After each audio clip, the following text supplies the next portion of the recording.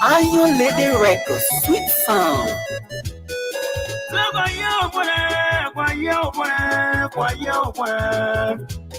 Lima guaya ume Congo. La biara ya obore. Congo.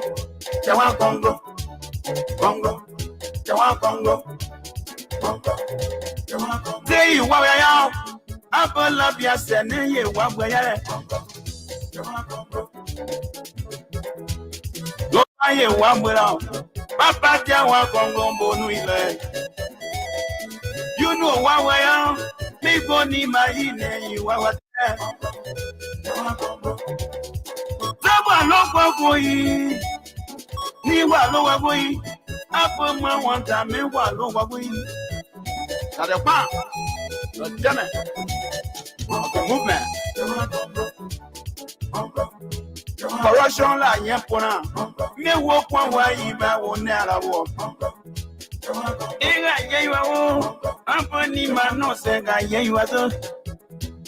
Prende ye pona pone.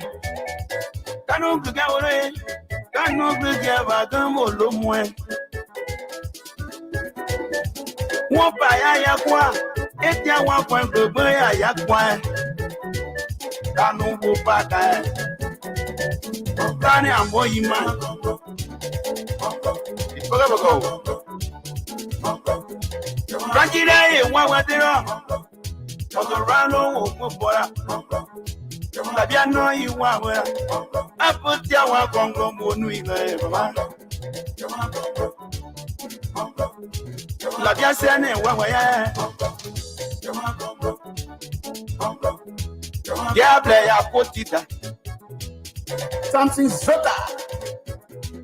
Numbebe ya sia. Mi o go magu e baba. Wa pa yi won ga. Wa po wa no senu. Ene yi fokole yi mo e. Wa bo nu ile. Bongo. Tiawan Congo yi go aye. Que cuando acá cuesta de todo, Tiawan son ese o cuando acá Tiawan Gongloe, que cuando acá es más suave que Tiawan Gongloe no payo Zuzule petit a pied coin, et Tiawan Gongloe il nous lève. La bien non mais pas que nous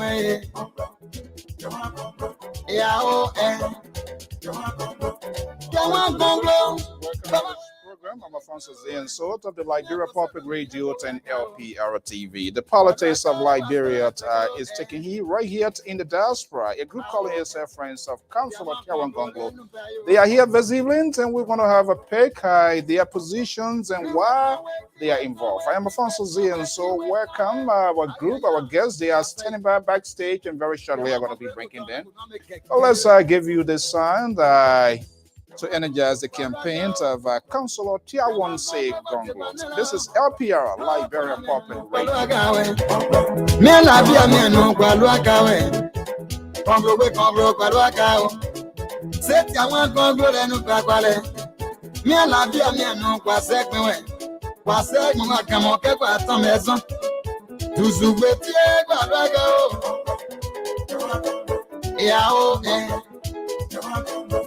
Ele be flu. Ya gana ke de rake. Kwalaga o ya o. Se Tiawan Gongloe no payo Dia o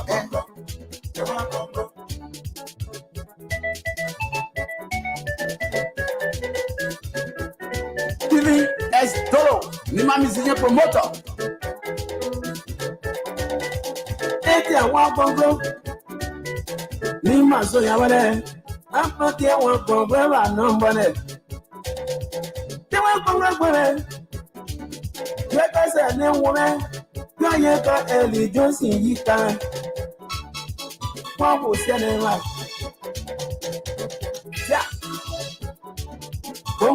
Tango. Never know again. That never know again. After much around the one again. Saye was ni mala ye wawe.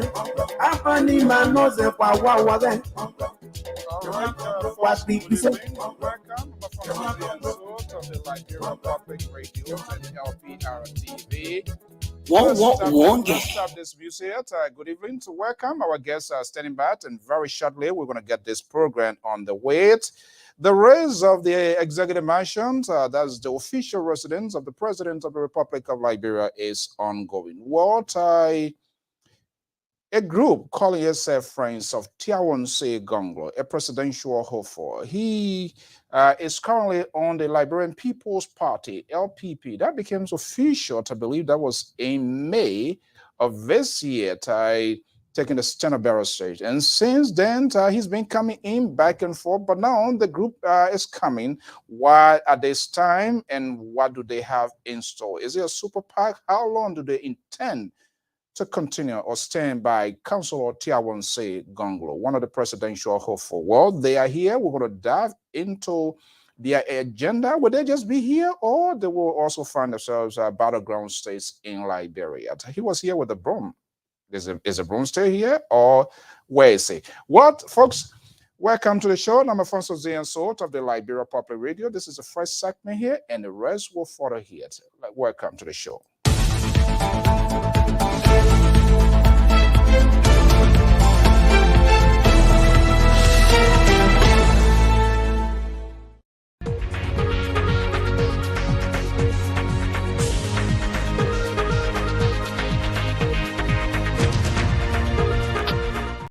Okay, time is fast spent. The race for the overall office in Liberia continues. It's been transitioned right here in the USA. Former Vice President Joseph Boyka is here on his fundraiser. Let's have a political nomenclature. Well, that I cannot say, but a group has come out. I'm going to be bringing them for us to have a conversation here. Let's go right here to bring in the first guest. Dr. Sam G. Ban is here. I believe is the head of the team, Friends of Councilor Tiawan Gongloe.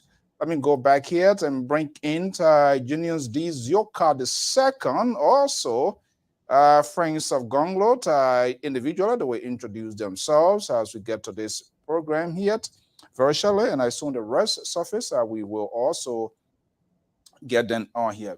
Abba, guys, are you hearing me? Yes, I hear you just fine.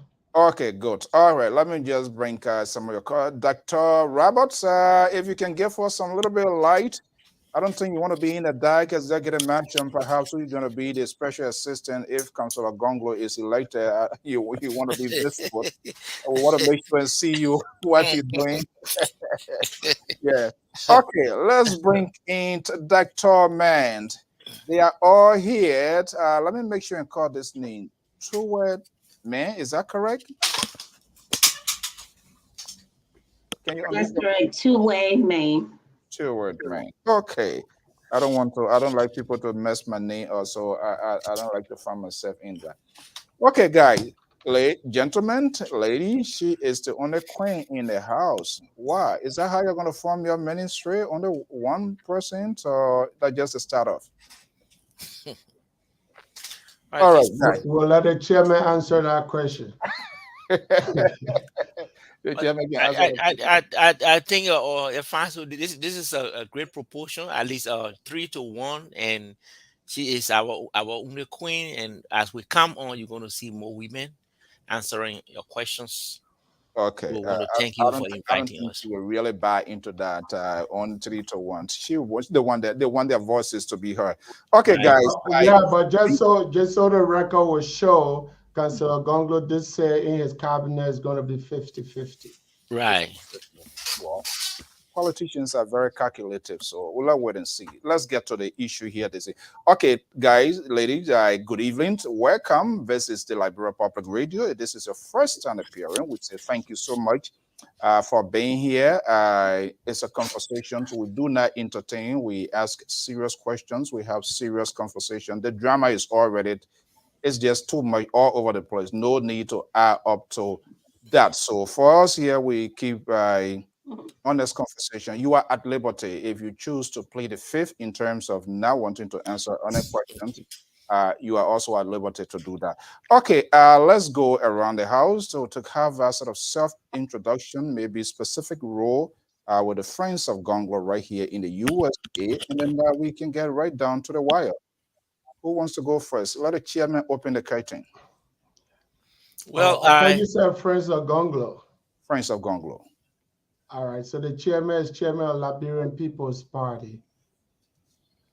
All right, my name is Dr. Sampan. I'm from Friends of Gongloe. I'm on the board of directors. I am not the executive director of Friends of Gongloe. That will be Dr. Emmanuel Kamara. The chairman of the board of directors for Friends of Gongloe is George Wu, and I serve on the board. I happen to also serve on the board of Team Gongloe, Minnesota. I'm happy to be here. We think we have found a good leader who can help resolve some of the issues we have in Liberia today. And he's doing everything a candidate needs to do and more. And we are here to back him up, do the best we can to make sure that a better Liberia he envisions will come to pass. Okay, there you have it, Dr. Sam G. Bant. I believe I'll probably to have a conversation here. Who's taking the wheel? Who's the next person coming through?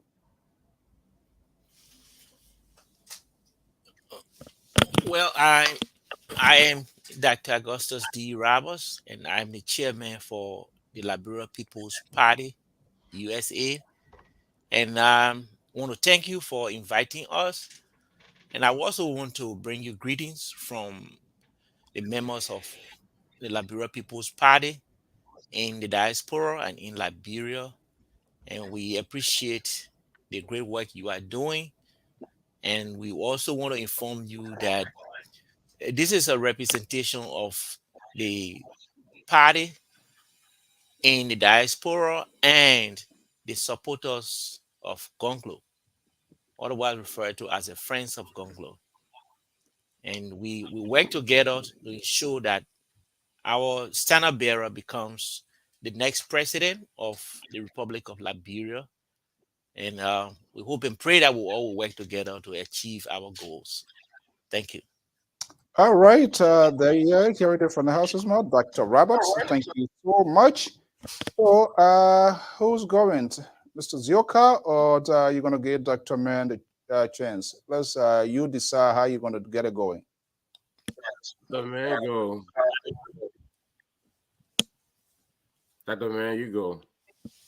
You go ahead. Thank you so much. Hi, everybody. My name is Dr. Tiawan May, and I am a member of the Friends of Gongloe in California. I also serve as the chair of the LPP FOG Team Minnesota Joint Committee for and FOG for like the education and youth empowerment here in the diaspora. Thank you for inviting me. Okay, it looks like I'm going to have a serious tax here this evening. Let's see how they square out. Okay, Zioka?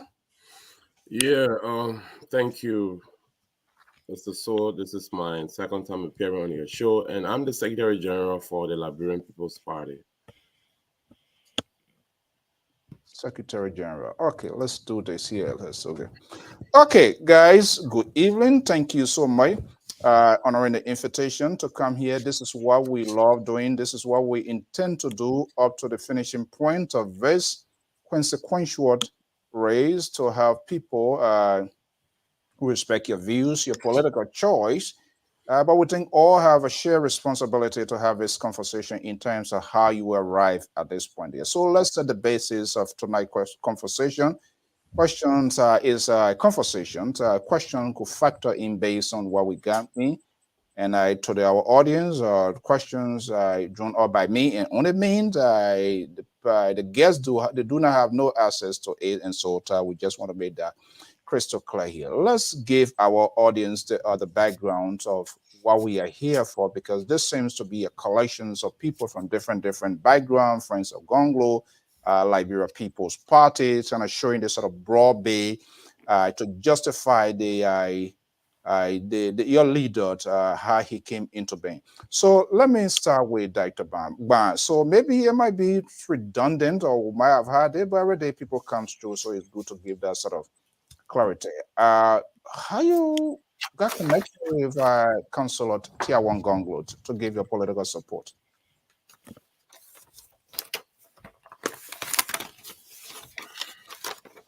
First and foremost, I must say I'm a professional. I'm not a politician per se from the Liberian sense of the word. I first got to know Councilor Gongloe as a person, and I consider him a mentor and a big brother. We, so we knew each other personally. And then when it came to politics, I first contacted Councilor Gongloe like in the late 90s and treated him to run for political office. And he said no. That was my first time discussing politics with him. And then we met again, I think it was another time, 1996, here in Minnesota, 1999. And we asked him again to get into political election and stuff like that. And he still said no. And when I met him in the mid 2000s and later on in the 2010s, I still entreated him to run for political office, and he said no. So last year, let's say 2021, when I got a call that said, hey, Councilor Gongloe has decided to run, like you, I was curious myself. And I said, well, tell him he needs to call me personally and tell me why he wants to run this time. And within 2 hours, he did. And he told me. And I was floored. I was like, man, we've been waiting for this for years. But here's what he said. He said, I think Liberia is now ready for a person like me. I said, well, we've been asking you all these years, how come you didn't want to run? He said, Liberia was not ready. The kind of values and character that were prominent in Liberia, the kind of thing that Liberians looked up to, was not somebody that was honest, somebody that had a clean-cut conscience. But now, sometime in 2021, I don't know if you remember the story, one of the evidence he had was Emmanuel Tulo, when that kid found $50,000 cash and went on the radio to announce that he found cash, a bag full of cash, and he was looking for the owner. And if you can still remember that time in Liberia, the entire country, actually, including the president, everybody honored the kid. And then it dawned on Councilor Gongloe, I think the country is now ready to actually look forward to an honest person, right? And that was one of the things that motivated him to get into the race now, not for greed, not for self-aggrandizement, but to give Liberia our first chance to have an honest person whose only desire is to serve his people. And I thought that was very convincing. He got me from hello. All right. As they would say. Okay, so as time goes by in a conversation, we'll see whether that convincing argument will be articulated here as well, because you asked him multiple times and he kept saying no and no and no. I don't know why you said they didn't jump in the race, but that's a different thing. We're going to keep maybe for 2020 now. Let me go to Dr. Roberts. Dr. You said you're from the Liberty Party, correct? I mean, Liberian People's Party. Unmute yourself, please. I'm from the Liberia People's Party, and I'm the chairman for the party in the United States. And I want to thank you again for giving us this forum or the platform to be able to tell the Liberian people in the diaspora our readiness and preparedness to provide a government that will enable our Liberian people to have a higher standard of living and a good quality of life.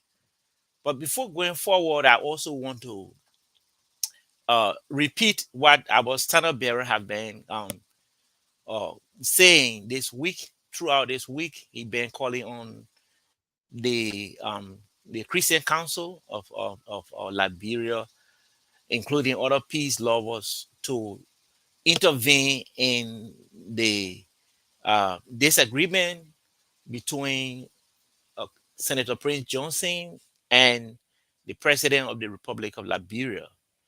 And he has been calling on people to ensure that there is peace for us to be able to hold the 2023 elections. And you also mentioned that it has reached a stage where there's actually the need for intervention.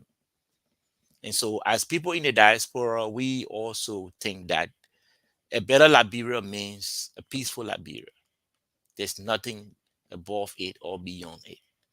So that is a call that we also want to make as members of the Liberian People's Party, and also all our friends and supporters, and the supporters of our standard bearer also agree with me that there is a need for peace as we seek to better the living condition of our people and improve the standard of living and the quality of life.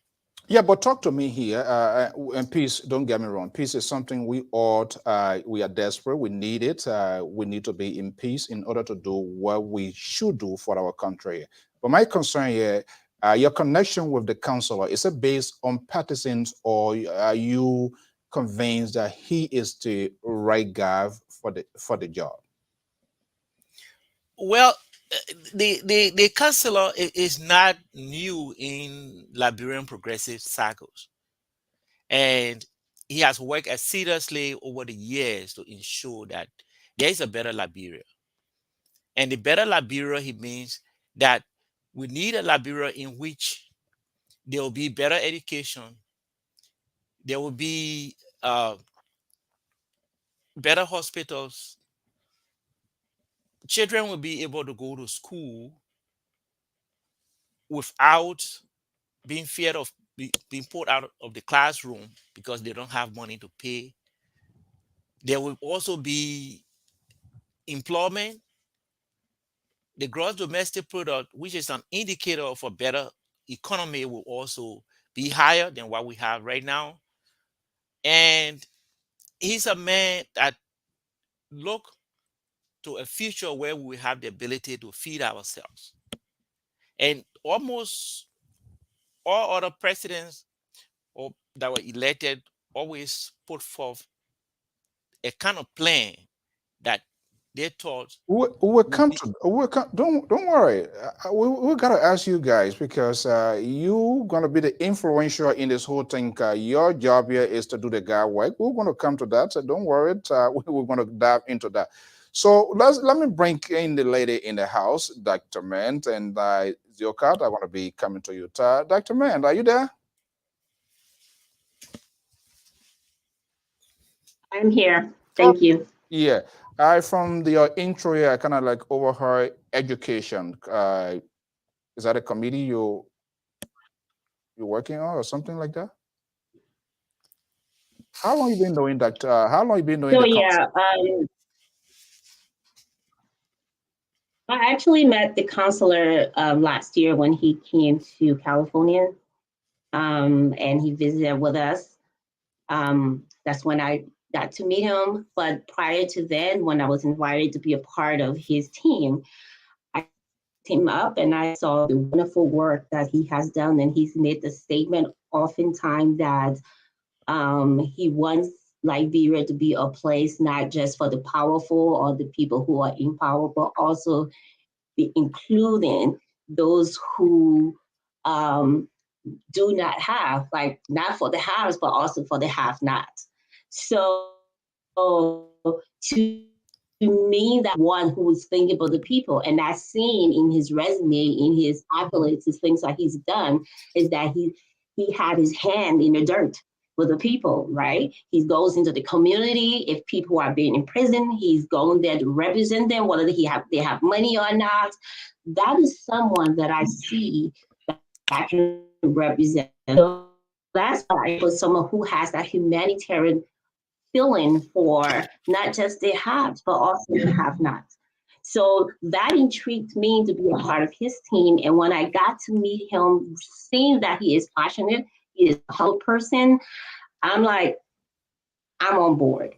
And whatever it is that I need to do to be. So that's why I became a part of this team. And yes, on that team, within California and across with LPP and the very groups that comes together, the joint committee, I was tasked to support the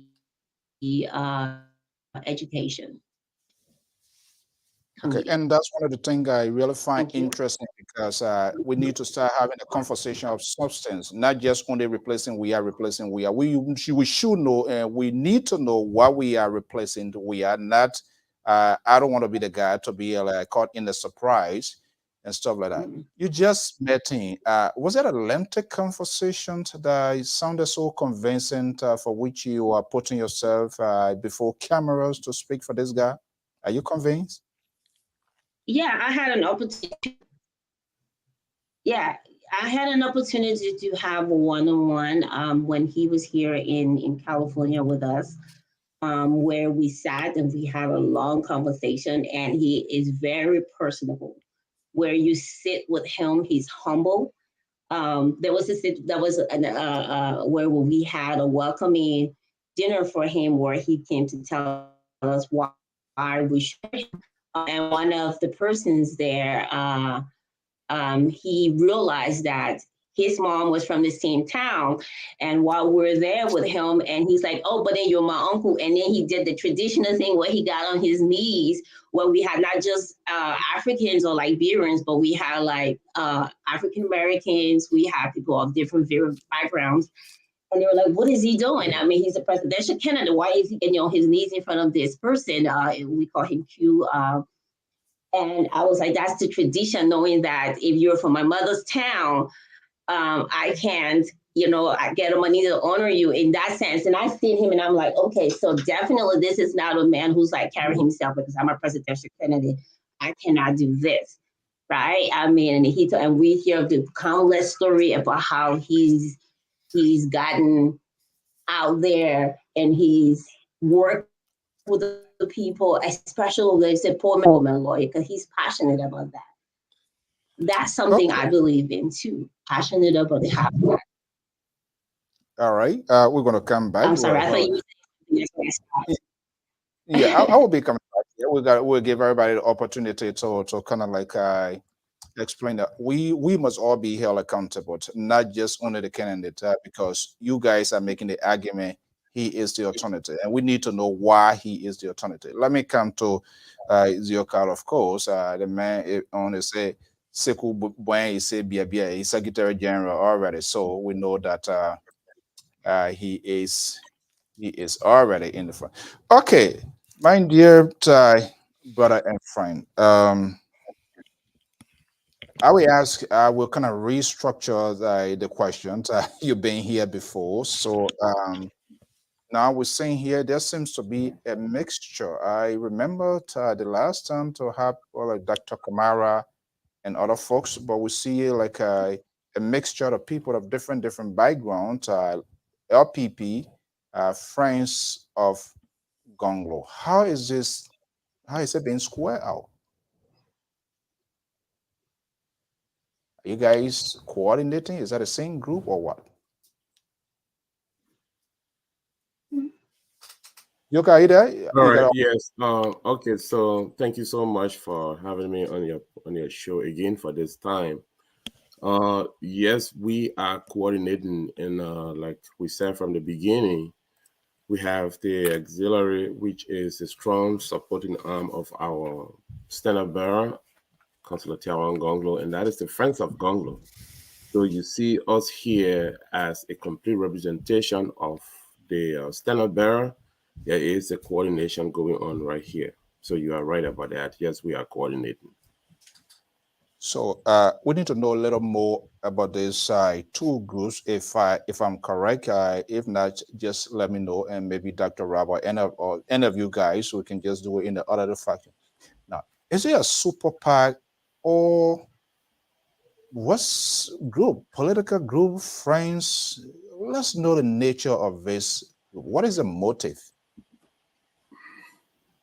Who wants to go first? I will ask you, Mr. Zion, what is your definition of a super PAC? What do you mean?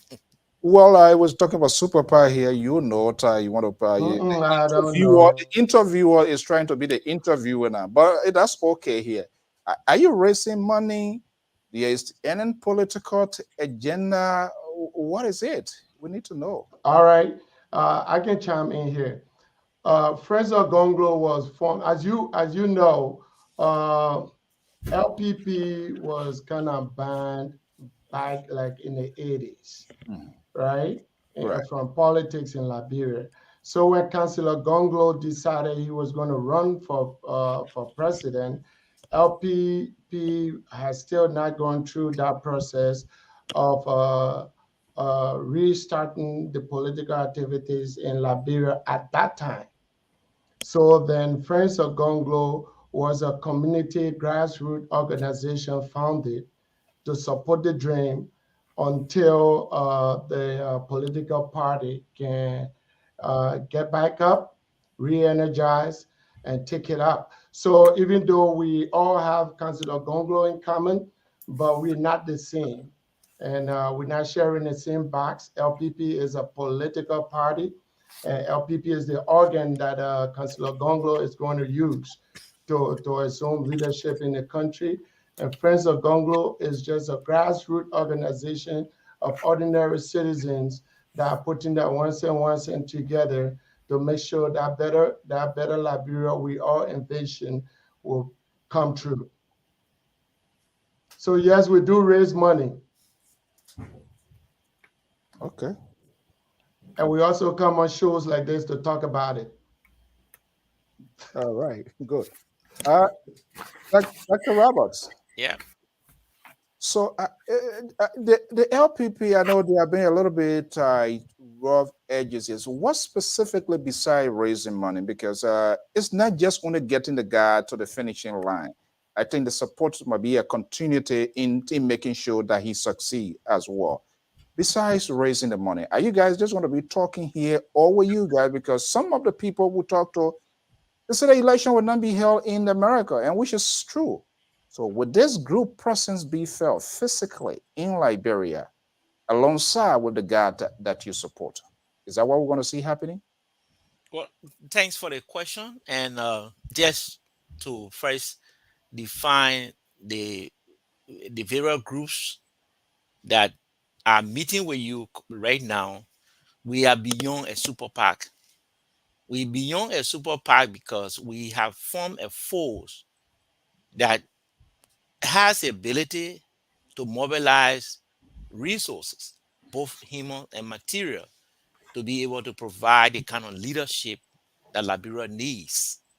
And that is why we began first mobilizing Liberians in the diaspora. And the Liberia People's Party is one of the oldest progressive party in Liberia. And historically, we have had several occasions to provide leadership in Liberia. We've also gone to the point of mobilizing Liberians to be able to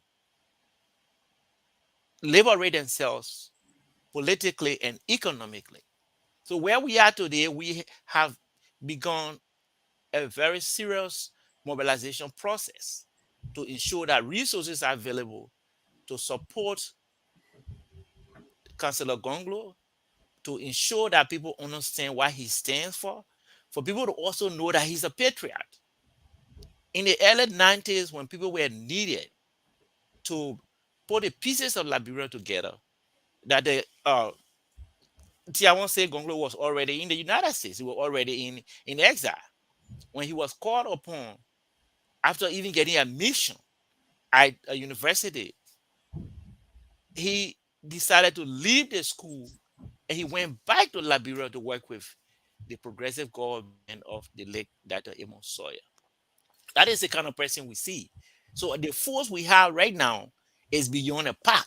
We raise money, we mobilize people, we ensure that ideas are available, and we are also researching every sector of the Liberian government, making sure that we understand what goes on in the educational sector, how can it be improved. We're also looking at agriculture, what can be done there, how can we have a better a system so that we'll be able to feed ourselves. We also gone beyond to basically look at the quality of life. What is security? What happens in the security sector? How can that be improved? We're also looking at leisure. We also looking at the possibility of creating a society wherein the gap between the have and the have not is going to be narrow. Beyond that, we're looking at the how can we improve the gross domestic product, which is one of the indicators of a better economy and a better country. And looking at it right now, look at the amount of industries in Liberia. Look at the disposable income that people have. About 80% of the people are unemployed. So we also looking basically at the possibility of considering a system that is going to work in the interest of the ordinary person. Our standard bearer You also talk talk about about education. not to interrupt you, Dr. Rabo. You're going to be looking at systems. Specifically, what systems are you looking for that are going to work for ordinary Liberian? The systems that will work would be, for example, an educational system that has some level of uniformity across the entire country. For example, we talk about, let's say, nursery, let's say pre-K to 12 education. What are the standards that are already in place? How can these standards be improved? You're talking about tertiary education. If we're talking about investment coming to Liberia, do we have the manpower, which is one of the factors of production? And those are the areas that we're looking at. And as that the man pointed out, she's one of those that is setting the educational system. So we consider each aspect of the entire place to be a system. If you look at agriculture, how do we feed ourselves? Those are the areas that we are currently looking at. And of course, I understand that people in the diaspora don't vote, but we have the economic power, and we are also Liberian, and we have to participate in what happens in Liberia in order to create a better standard of living and quality of life for our people. And that is why Council of Glo is all working on it seriously, and we hope we're going to achieve that in October. Wow. This group, it appears to me some sort of skeleton administrations is being put in place in the background, which I really love. And I hope it will be proven wrong here, because most of the folks that come here, before I go to Dr. Mann, brilliant idea, but when you ask them, they say, oh, I mean, I'm not looking for a job. I'm doing that for the Liberian people. No. I don't want to hear that, because you can't take this guy and just dash in and just leave him there. Then that seems to be a little bit, that seems not to be right. And we intend to have really concrete conversation, because there are a lot we need to know. Talking about education here, Dr. Mann, let me just bring you in here. What is really alignment with, if you look at the educational system, or that you think he Council of Gongloe, with your help now, that seems to be something that you revamp. If Council of Gongloe were to be elected president today, let's look at the educational system in Liberia. What could be a possible proposal that you will put forward, or you think that he's going to address on day one? Well, the great thing is that we have a committee or team of wonderful people who are educators and some of them not. that are working. So it's not just me. And I just want to give credit to the wonderful people that are on the team, on the committee that I chair. But so what we're working, we coming up with some ideas. We're looking at what it looked like, the education system looked like in the past and what it looks like currently. And we also compare it to, especially those that are in the diaspora that we have, that we were privileged to be a part of the education system here. And we say, what does it look like? And when we compare it to the education system in Liberia, what it is that if I have my kid over there going to school, what would we want it to be like? So that those are some of the things that we're working on. We also compare it to his 10 plan points or 10-point plan. That what it looks like. We want to make sure that we are giving him the information that is needed. So we look at his education system. For example, we look at, what are some of the standards that are in place right now, the practices. Is it up to date? Is it something that you think we can improve on? So those are some of the things that we're putting together. And like you said, we have researchers that are on there on our committee.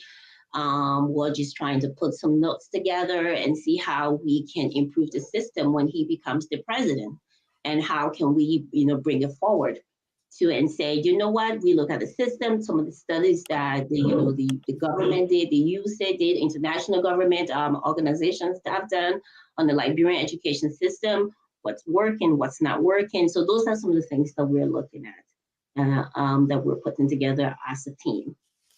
Is he listening to the team? Well, yeah, I mean, we have to think about is that we have leadership. And like I said, we're going by what he's saying, some of the things that he's saying on the campaign trail.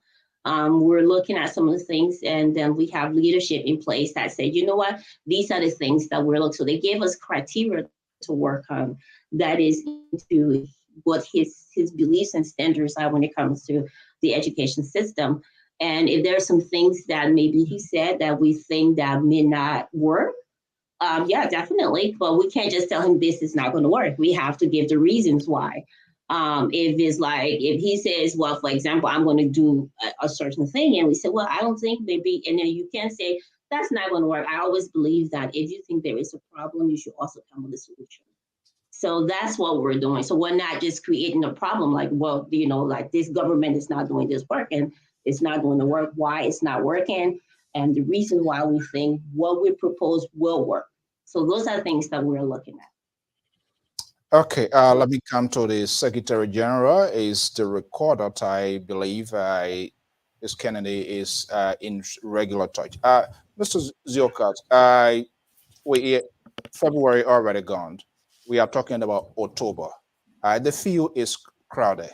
Is your guy having conversation with other Thai opposition in terms of solidifying his political base? And do you care to tell us where his conversation is leading him as far as we are concerned? This group seems to be a powerful group, Dr. Ban, Dr. Rabot, and from what I'm hearing here, you have a very great part and parcel into this whole thing here. We all wondering, the president's already let the cat out of the bag. The vice president would be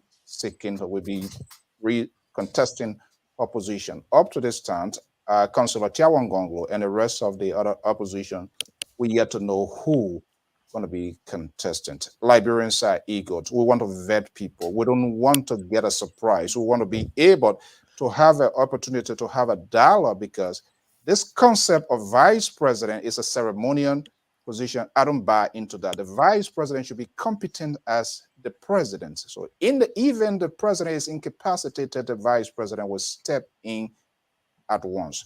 Dr. Mann is on board from Facial Expression. So let me ask you, Zioka, how far or when do you think the Liberian people will get to know? You're asking people to rally. They will also want to know who is the vice president, who's going to be the pick of Councillor Tiawan Gongloe. Is the conversation ongoing right now as we speak? Significantly, the kind of conversation we're having with other political parties, the conversation where we want the elections in our country to be free, fair, and credible. and we want to make sure that the election commission goes by the guidelines or create a condition where we will have our voters to have access to needed information for proper voting. When it comes to the big questions where many of our people in Liberia are asking, who are you going to coordinate with, or are you going to be a vice president? We have not reached that point at this time. What we do know here is that we have the rest of the opposition party, which has one goal, like us. Our goal is to make sure that President George Weah is not re-elected. And the opposition political parties, we will run on our own at this time, but where the need arises for coordination to make sure that we flush out the incumbent, that we're going to do. But at this time, we cannot discuss with you on any social media that, oh yes, we're going to become the vice president to this other political party. That discussion we have not yet reached. Coming back to your previous discussion about system, we want to make sure that we also go deeply into infrastructure system in our country. For example, once we become president, are we building roads because of political reasons? Or are we building roads for accessibility, where our people will go to the farm and get food? Where we're talking about agriculture, we want to make Liberia to be a food sufficient country. These are the kind of things we're looking at. We don't want to build roads and continue to build roads. We want to build roads for durability. We want to make sure that standards are applied to the construction of our roads. We want to make sure that we are not bringing in investor who will build our roads and make the thickness of our pavement to be like 2 inches. We want to make sure that the system of infrastructure will build structure that will be durable for our people. If it has to go for 100 years, then it has to go. So at this time, coming back to that question you asked, we are not in discussion with any political party for collaboration, but we are making sure that we bring the Liberian people together. We make them to know that our standard bearer, Councillor Tiawan Gongloe, is able to handle to handle the process, to handle the country called Liberia. Let's bring you this developing news and we'll be right back.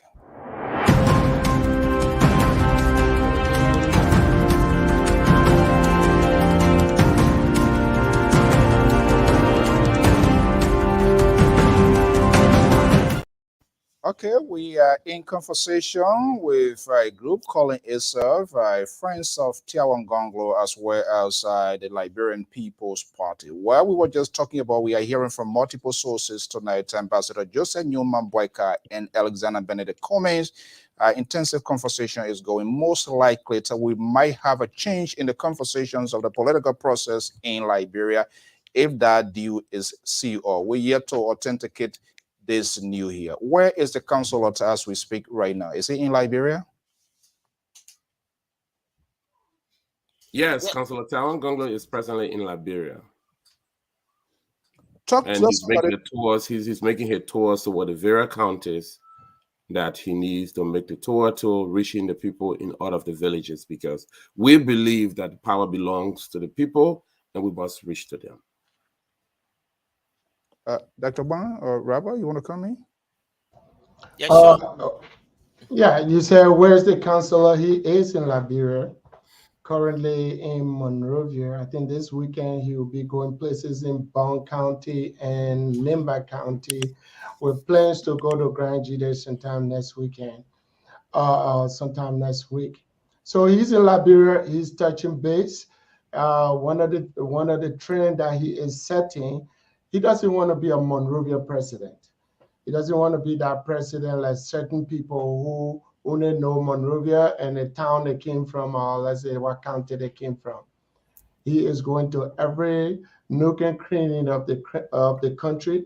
He wants to meet with the people. He wants to know what the issues are on the grounds for the people.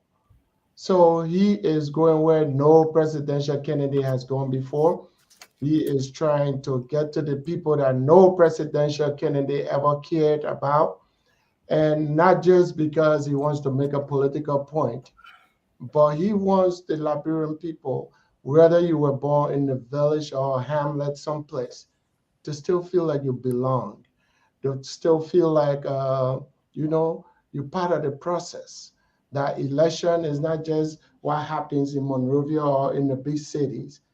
Liberia belongs to you too, because who knows, in the future, we intend to have a Liberia where each and every person in Liberia feels like they're part of the solution, right? And he's going to call, you hear everybody there talking about unity and reconciliation, but the disregard 50% of the population never speaks to them, never sees them. When he talk about reconciliation and unity, he wants the people to know who's talking. And when he calls on them and say, let's do this, you want the people to stand there and say, yes, we can do this. And yes, we will do this. So he is in Liberia, and he's determined to go to each and every town and village in the country. And that's what we are working on presently. Let me bring in Dr. Rabbi and I will go back here. You from the Liberty Party, correct? Liberian People's Party. Liberian people. I don't know where I'm coming from with the Liberty Yeah, I Party. know, you keep saying that. We have a liberal on this network here who is a Liberty Party thing guy here. My apologies. Liberian People Party. But talk to me. I don't know how it looks like. You have folks like Dr. Chris Dubanyan, Larry Toba, and other segments of the progressive from the Liberty Party. The water there, the political water there is being dicey. Is that relationship been similar because they have another group there as well and many others? You have Councilor Tiawan Gongloe on this. How are these groups here? Any coordination as far as you are concerned, or you have another progressive wing on the other end and you are on the other side? How is it working out? Well, thanks for the question. And when it comes to the progressive movement in Liberia that started in earnest in the early 70s up to the 80s, where a political party was ultimately formed, you realize that our involvement with people was about liberation, politically, economically, socially, and all that. So it was not just about taking power, but rather enabling and empowering the Liberian people in order for them to properly utilize the power that will be put into their hands. So there were a lot of us that were trained in order to play various roles. If you look at all the politicians and political parties today, 2/3 of those people who are technocrats come from the progressive movement. And progressive look at it from different prism. They look at it from different contexts. So we have a lot of progressives that also think that, well, we have to go this route, and they form various groups. The Liberal People Party is still the home for all progressives. And people make their decision based on how they see the progressive route towards taking power. But if you look at it keenly, every one of us are working towards the same goal. That is to have someone that has integrity, that is going to... They are taking different directions, Dr. Rabas. Okay. Why is the progressive message? The progressive have been in the vanguard for the longest. That is indisputable for anybody to talk. Why is the progressive message not resonating with the Liberian people? What is going on? Can I come in? Oh, sure. Well, you talk about the progressive as if it was a party. And that has not been the case. Being a progressive is an idea. And even back in the day when you and I were back there in the day, they have more than one progressive party. There were UPP, and then there was LPP, and then Cassidy came with UP. So there has never been a time in Liberia when there was just one progressive party. And I don't think back in the day, Sawyer saw himself as an enemy to Bacchus Matthews because they were from two different progressive parties. So the progressive idea that Liberia needs to go to the next level, that we are way behind where we needed to be. That idea is still strong and is still alive. The idea that everybody that considers himself progressive needs to be in one party has never existed. It has never been the goal of this party, and trying to put it on them as somehow is some evidence of ineptitude. If you can bring all the progressive in one party, that would not be fair. It has never been that way. Being a progressive means you're allowed to think freely. And if some other progressives don't think the way we think, it's okay with us, because our thing is to allow people to think and to figure out the best answer they know how for Liberia, not for us to kind of like push the idea that there's only one good progressive in Liberia, and if you are not with us, then you must be against us. That would not be a progressive idea at all. So I think that other line of questioning, we should just let it go. It is not our goal to make sure that all the progressives in Liberia will be from one party.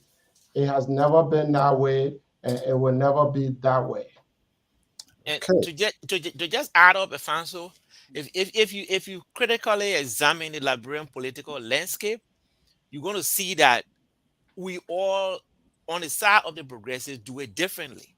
Like, for example, you hardly see a candidate who is going to start working from the village to the city.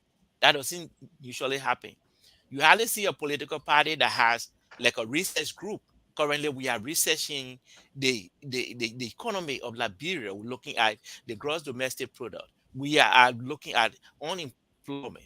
We are looking at the consumer price index, the major commodities, the prices. How can they be brought down? How can we even grow our own food instead of importing food? So we look at it differently. We are looking at, for example, the total amount of goods that were produced in Liberia in 1970. The goods and services in 1970 was around 416 million. In 2021, the Georgia government is telling the world that our gross domestic product is now 3.51 billion. But look at the country. So this is worth studying to find out why we are getting a total revenue coming from goods and services to amount to $3.5 billion. But yet and still, we don't have schools, we don't have better schools, we don't have hospitals, we don't have roads. I think all right, Alfonso, let me just inject a point about our political party. If you can recall, 1985, the Liberian People's Party was banned, and right after that was our civil crisis. So you found out that many of the members of the Liberian People's Party fled the country even prior to the war, and the Liberian People's Party would believe in democracy.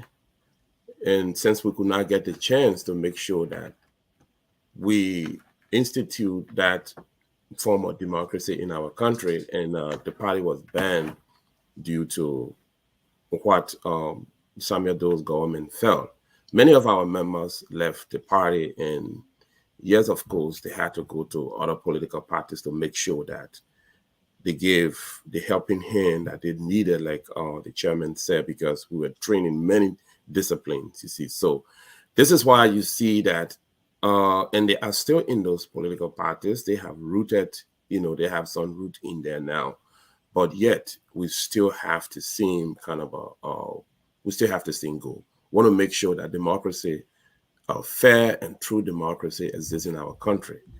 And don't forget, the one goal of all of the opposition is to make sure that President Joshua is not re-elected, because any mistake by the Liberian people for the re-election of President Joshua completely would be considered as a suicide for the Liberian people. Let me bring in Dr. Mann here. And honestly, this is one of the classified and well-informed conversations of late day in terms of looking at not just replacing, but you are looking at critical indicators for which you want to replace this administration. I think that's the conversation we should be having. All our political parties. Sorry, let me come to Dr. Man. On this network, we have a guy here, Sisi Goyo, who is a strong supporter, argue day and night here. The Councillor Tiawan say Gongloe is the right choice, and his emphasis all along is education, education, education. And you measuring that name with other folks here. What could be the approximate amount, or how much do you think, considering all, having this kind of little bit overview, in order to have that sort of quality education, not just only from the university, but from kindergarten all the way, how much you think, if the councillor is elected as president, it could be invested to kind of revamp the educational system, bringing it up to standard? How much you think it going to cost? I know it might sound a little bit ridiculous here, but when we look at some of the previous budget, they also want quality education, we want good road, but see how much is being put in the budget. How can you put a pin or change and you say you want something of a quality? That's just a joke. Are you guys working on some sort of contingency? Well, so what I can do is,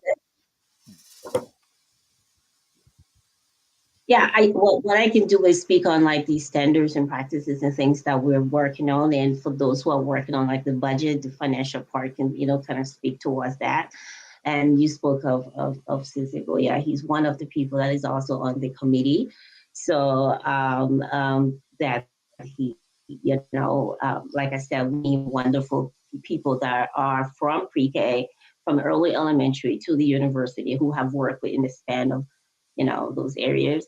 But one of the things that we really are looking at considering, I think I spoke to you previously, is that we want to make sure that some of the things that was I think spoken upon, that some of those waste that are included within there, that we're making sure that we are painstakingly looking at information that are given, because we find that when it comes to like the financial part, it comes to like money, first thing we want to make sure that those that are taking the responsibility to educate our future leaders, and I'm talking 0 to 12th grade, that they are well compensated, that they are being paid right and on time.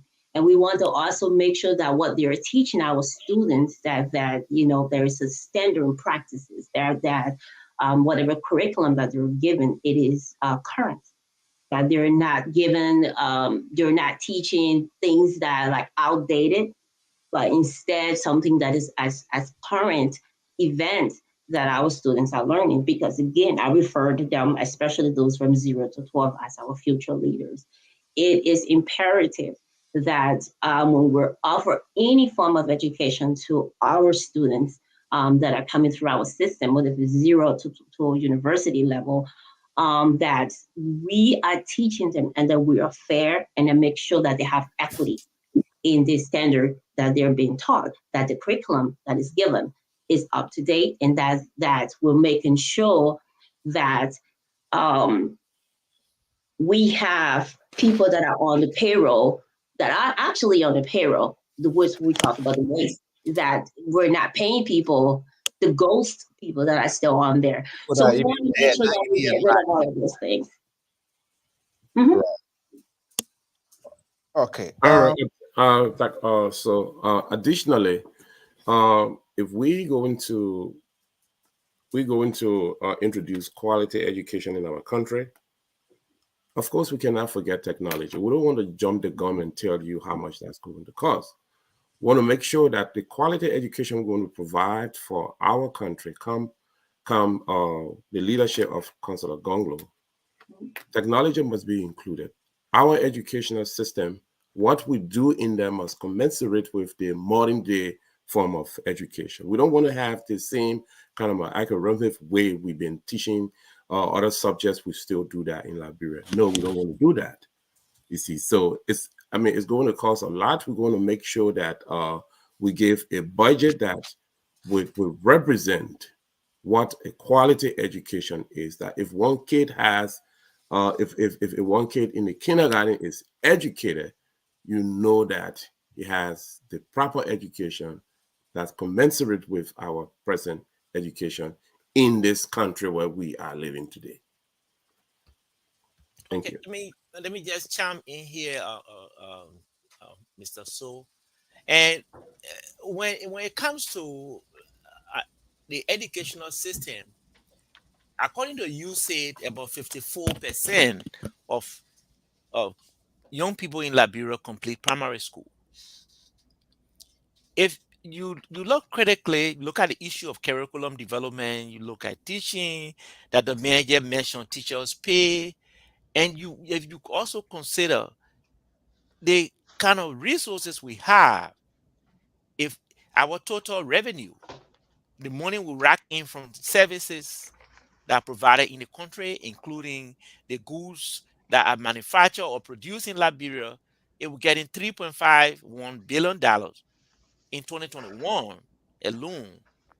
You realize that the problem that we have, or that we have had, and we still have, is the fact that there is corruption, the fact that there's also mismanagement, and all they both are correlated to poverty. So the issue we have right now is not about money. It's rather about how can we uh, plan, how can we organize, how can we provide leadership, how can we control the processes of governance. This is where we are right now. So I appreciate the question, but the real issue now is to consider the correlation between what imposes the barrier to a better educational system in Liberia. And that is what we are studying. And that is what we are going to be able to present papers that will serve as a working document for a Gongloe government. And just 2 days ago, he was pointing out again on Case FM that look, he went into a village and he met a young lady who said she was not in school because she didn't have $1,000 Liberian. $1,000. Right. And he was shocked, and he was not really shocked because he's a child of the system and he knew the system. So why he did, the two ladies who needed only $1,000 Liberian, he was able to give them the $2,000 that they needed, the Liberian dollars, to go back to school. So the issue here is about the kind of corrupt system that we have, then the kind of mismanagement that takes place. That is why people are not going to school. That is why people are not properly learning. And a child who does not eat or have breakfast in the morning, you expect that child to stay in class from 8 o'clock in the morning to 2 o'clock in the afternoon? Really? You expect a child that is going to the university that cannot even afford a cup of rice to go to the university and do better? So just watch it.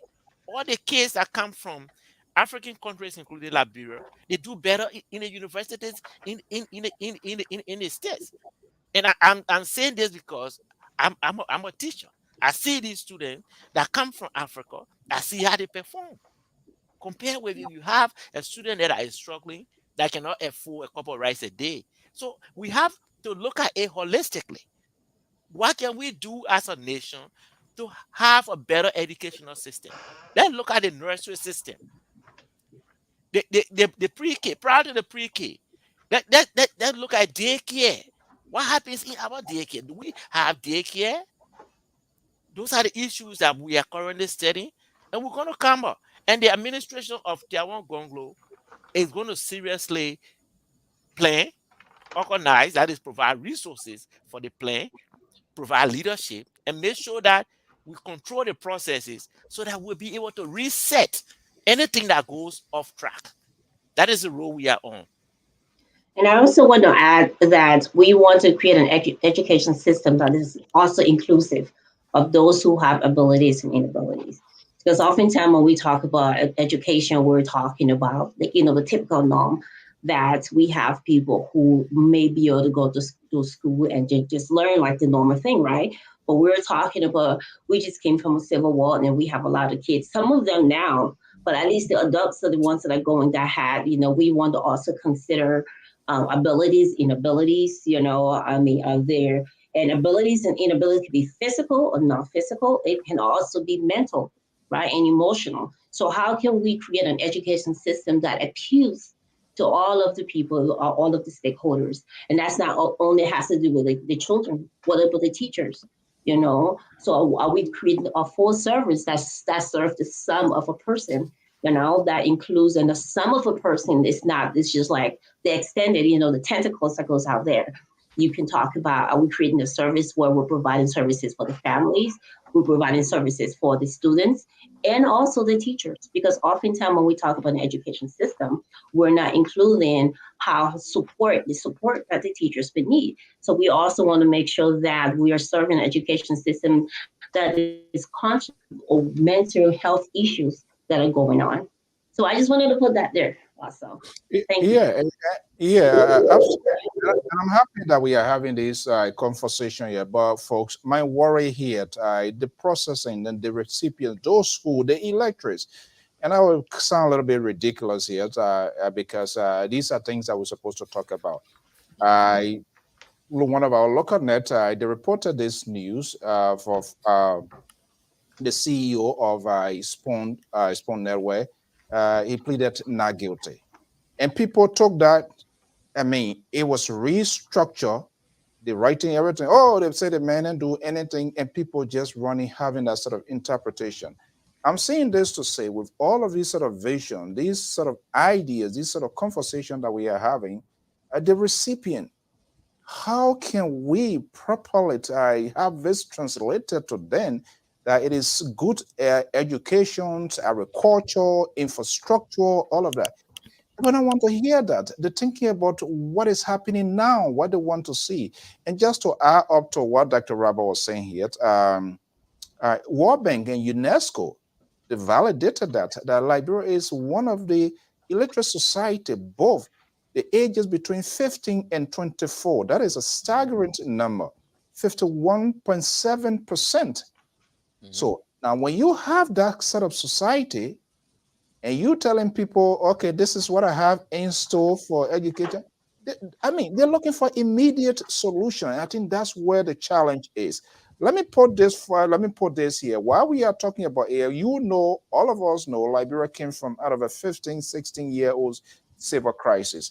And one of the things that could be talked about to avoid this sour, this sort of dancing style that come with backpack or in it's sad.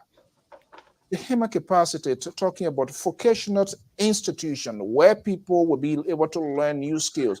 When a man is a carpenter, he's supposed to be doing a labor. You don't have time to be running beyond politicians, to be sinking, even though it's a free therapy, they're not paying no money, but it's not doing good to the society. And the politicians enjoys doing that because it suppresses the people. It keeps them down, close their eye, not making them to know, to expose them to good society. Let's look at vocational skills besides the academic one as well. What is the council thinking? Any sort of agenda? I'm not talking about individual senators, representative, collect bare box mattresses from here and say the building rehabilitation center. Who does that? What happens when you are out of office, when you are no more senator or collecting $1 or $2 from individual? Those are short term. It doesn't even make sense. That's not what it's supposed to be doing. Unfortunately, we have lawmakers. They are doing these things, and their people are justifying their actions of their behavior. And then yet and still they want good governance. Yeah. Can I come in? Sure. All right. I know you open a big box, and we are jumping in on that topic. Well, the very first thing about education is there needs to be a national vision, right? All right. For example, education in Liberia right now is just a thing. You got people that want high school diploma but don't want to go to school. And if they can pay somebody something, they can still get a diploma. Now, okay, so that's where, like, when education, when there's a national effort to educate the population, there's a vision for it, where you say we want to teach our citizens to become productive citizens of the country, right? Now, what's happening, especially in this current administration and maybe some previous ones, is that the people in power benefit from an illiterate society. The people in power currently do not have any reason why they want to educate the Liberian people, because they know that an educated population will not tolerate the kind of characters that they are. And we even have a president that is proud to call himself illiterate now during the election, even though within the first 6 months of becoming president, he got 2 doctorate degrees. And now he's going back to the public to say, you know, I'm illiterate just like you, because he has no vested interest to make sure that the people are educated.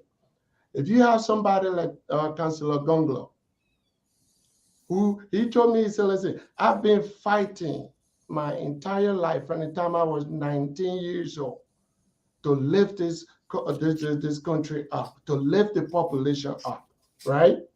And there's a bright vision, like we need an education system that will turn each Liberian that goes through that system into a productive person, not somebody that's looking for a phone number to call for help, not somebody that's looking for the next NGO to feed them, but to train your citizens that go through the system to become independent, self-sufficient people. That's how you do it. But you say, how hard would it be to work in an illiterate society? It will be hard, right? I'm not going to lie about it. But yes, how we all learn at a different level. Now, when you have the society like what Liberia has right now, the learning strategy is on a concrete level. The Liberian people, they're not stupid just because they are illiterate.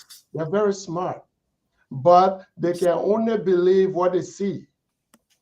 So we can write all the theory paper, we can have all the concept, right? But they can believe what they see. If you were to start one good school district, one good school, public school, that people know that the teachers there are actual teachers, and that the students that go through that school system are actually going to end up with a better future. Everybody will want to go to that school. You understand? And then we have 10 schools like that. Everybody will want to. There are a few schools in Monrovia like that, but they're charging $200 a month or something like that. What if you had a school like that that everybody can go to? They will go to it. It's going to be tough from the start. But once they start to see that something is working, everybody wants a better future, either for themselves or for their children. It's just that the Liberian people are so disenchanted right now because they have not seen it before. That's why when I go to communities, I beg them and say, listen, every good society we have today started with one good example.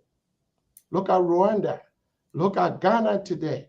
All of them have one good example. And once the people could see that you can have a president that don't live off the government money, that you can have cabinet ministers that don't steal from the ministry, that you can have a ministry of health that makes sure people don't get sick. If they see it for the first time with their eyes, we will never go back. So while it is true that it's going to be hard, we are determined, we are committed, and we know that Councillor Gongloe is the agent that can make it happen. Because like he said, it doesn't matter how hard we work, if the president not straight, all the effort we're doing down here is not going to work. And he has sacrificed himself to be that one first example of a president that will focus on the country and on the people and not on his self-aggrandizement. And I can promise you, in Liberia, even if he were to serve just one term, and Liberian people see what a president can do when he cares for them, they're not going to accept this Babati thing that's been going on for a long time. Let's take a quick break, commercial break, guys. We'll be back here. Time of Saye, and so we are in a conversation with Friends of Gongloe and the Liberty Liberian People Liberian Party. People's Party. Yeah, I will be right back.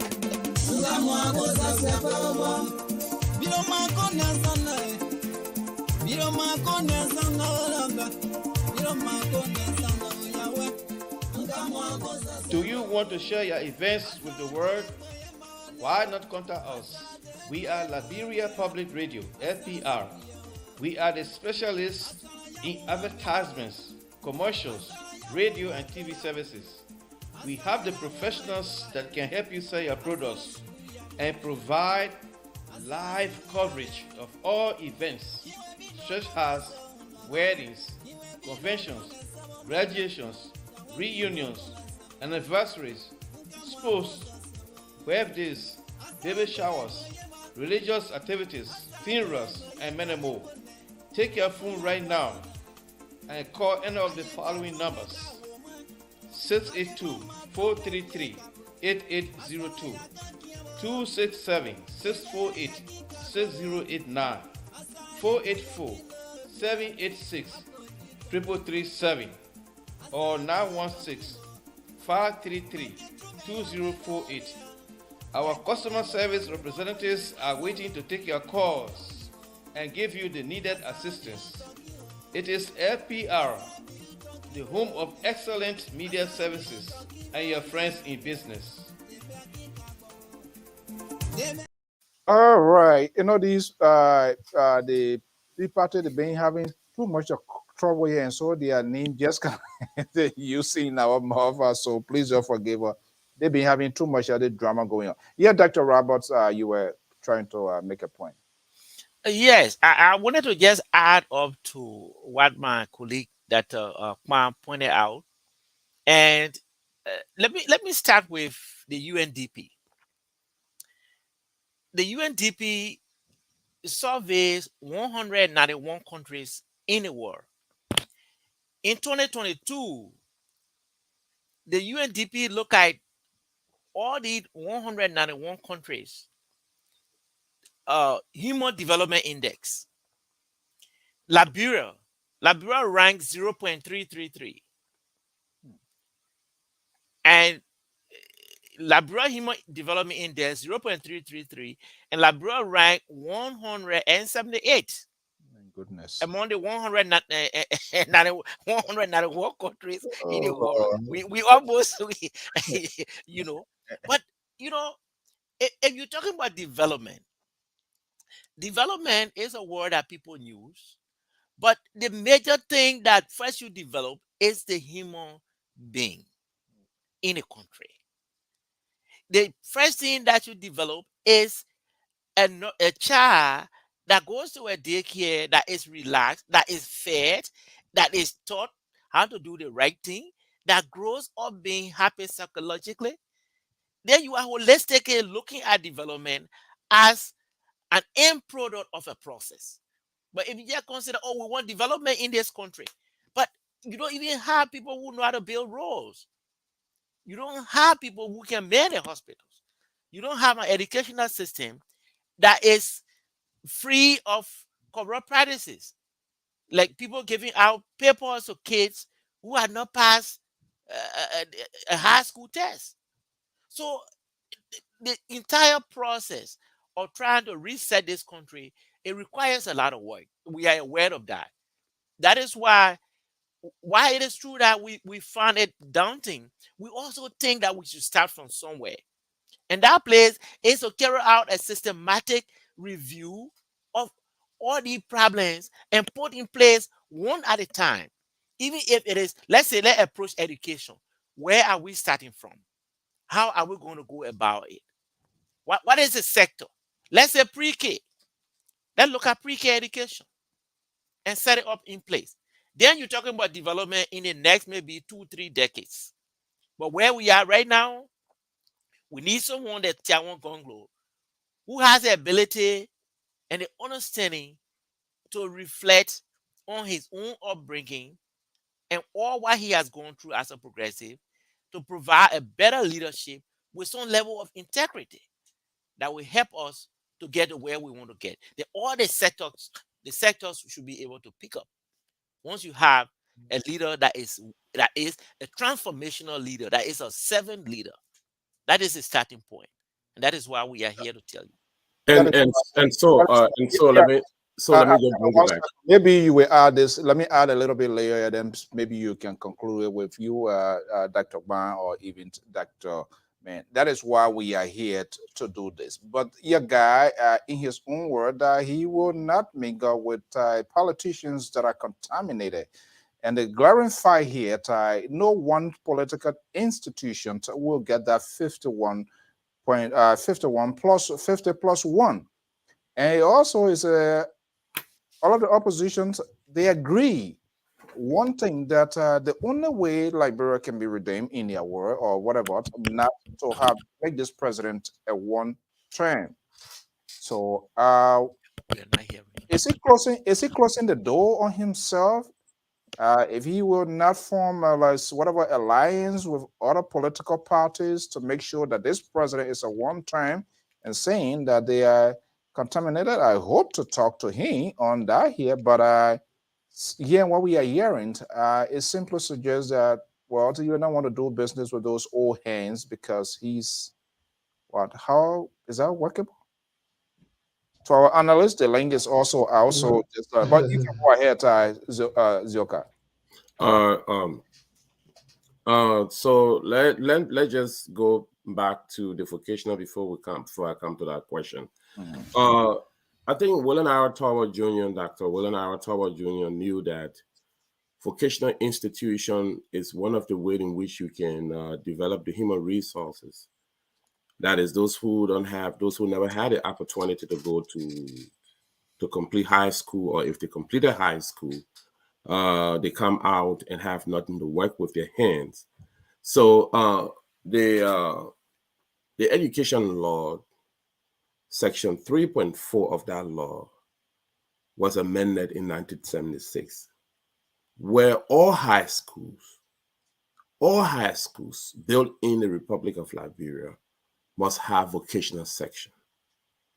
Now, if you go to Liberia today, all of the high schools, like Dr. Kwan said, those high school people just put there for money. Not even 1% of any of the high school have vocational institution. That is the breach of the law of our country. Our president, our standard bearer, believe in the rule of law, and he has made it unequivocal to our people that once he becomes president of the nation, the young people, those that are in the street driving motorbikes, we call it, endangering their own lives, they will be given skills. This means that if you want to build a high school in Liberia, you must get ready to abide by section 3.4 of our education laws. You must have vocational institution in that place. Look at Grand Bassa County for an example. Wellingborough is no longer in existence. This was an institute, vocational institution being operated by LAMCO at the time. Metal Steel is taking a lot of money, but cannot revamp the system. Kids young people for that. Huh? Who's responsible for that? The government is responsible for that. Okay. Now, young people from Grand Bassa County have to go all the way Nimba. Okay, to learn some vocational things before they come back to Grand Bassa County. More besides, many of our young people, because there is not skills for them. When the Chinese bring a company and ask who can drive yellow machine, nobody can drive yellow machine. So they have to bring an expatriate to drive yellow machine. So we are sure that a standard bearer, a man like Captain Councilor Tiawan Gongloe, who knows the people feeling, who feels the people feeling, who wears the same shoe of the Liberian people, who is educated, who is a teacher, whose father was a teacher, he will make sure that skills are given to our people. Skills are given to our people through vocational institutions. And once the kids when they are graduating from high school and they have these skills, I taught my how. William V.S. taught my how. I graduated from there with a certificate in architectural drafting. That encouraged me to expand my education into the engineering section. I mean, it could happen to anybody else. So there is a need for vocational institution to be attached, vocational section to be attached to all of the high schools. And I'm very sure that when Gongloe becomes president, he will make sure that the rules of laws, those laws are on the book, will bring them up. And I think I would defer that question to the chairman to see what he can answer as to where are we with. Let's bring in Dr. May. I think from what I'm trying to signal here, and I think that's a very great point here, because with the society that we have now, I think skills is more or less is vital to keep people off and get them to visit. Dr. Mann, do you have a piece to add?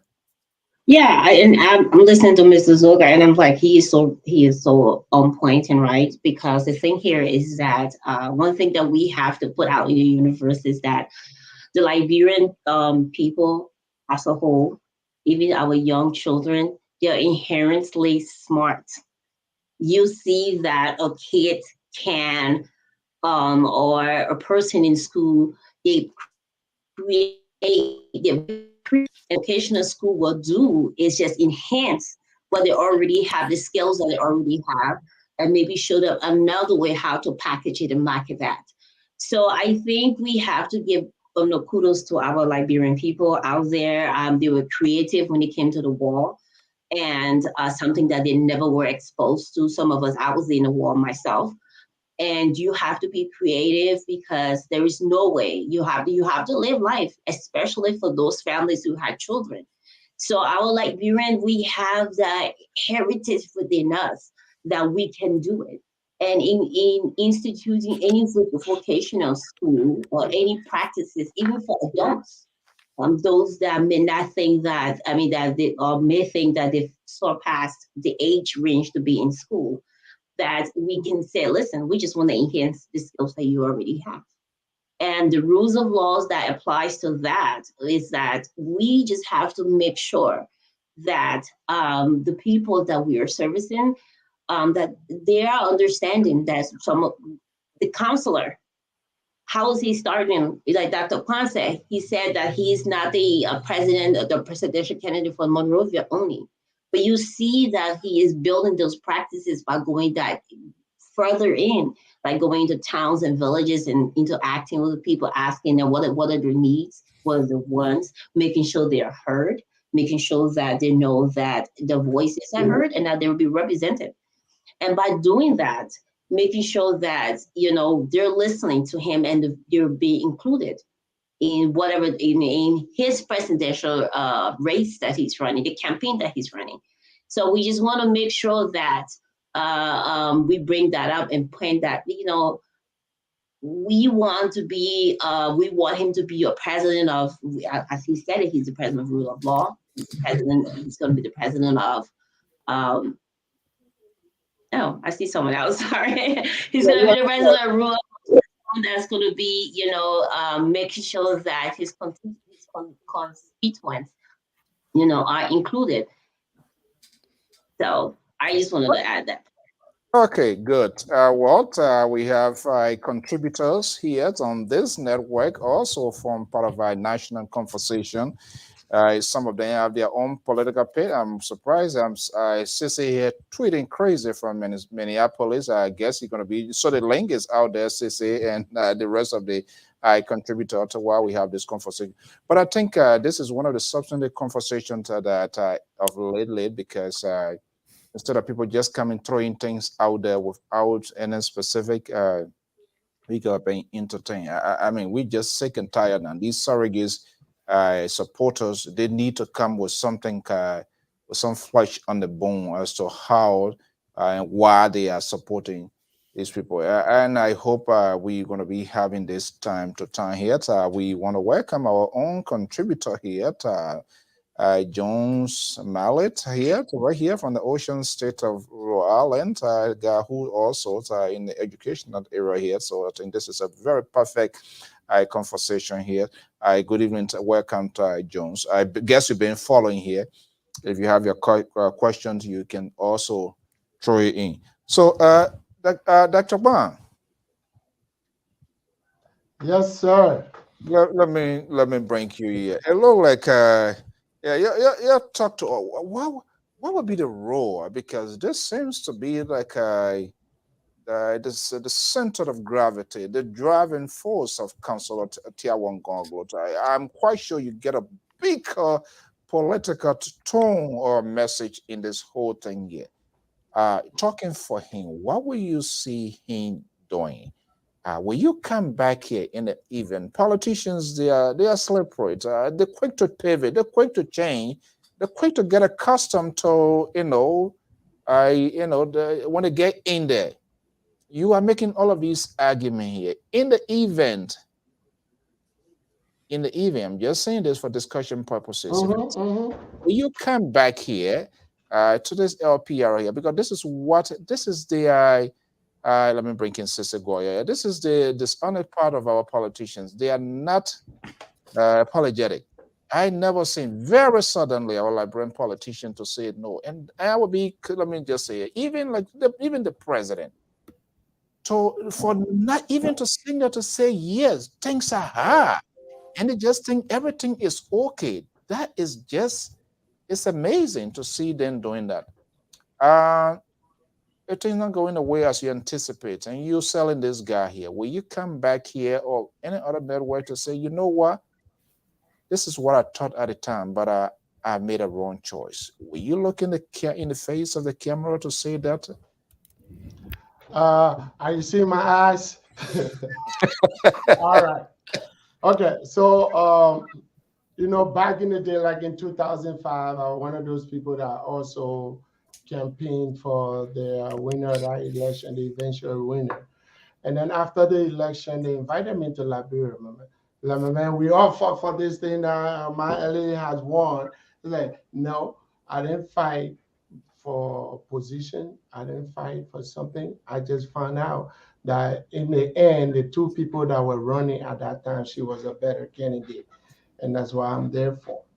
Now, I am not sucking up to Tiawan Gongloe or Councilor Gongloe or anybody on this forum for any reason at all.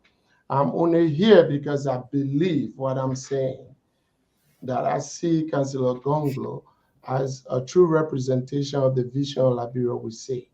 And like I said, he may not have all the solution, like the chairman said earlier, but he's a starting point. And I said earlier, I said, one of the issues we have on the grounds in Liberia is the Liberian people have never seen a president that was honest, or a president that didn't steal from the government, the president that didn't take the national treasury and then transfer it to their own family and friends. They've never seen that before. I truly believe. I asked Councilor Gongloe the very same question. And here's what he told me.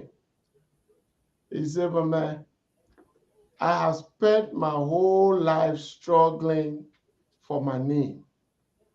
I'm 65 years old now. I see this as my last service to this country. Wow. If the thing I've been fighting for since I was 20 years old, if I spoil it for the last 6 years of my life will have been for nothing."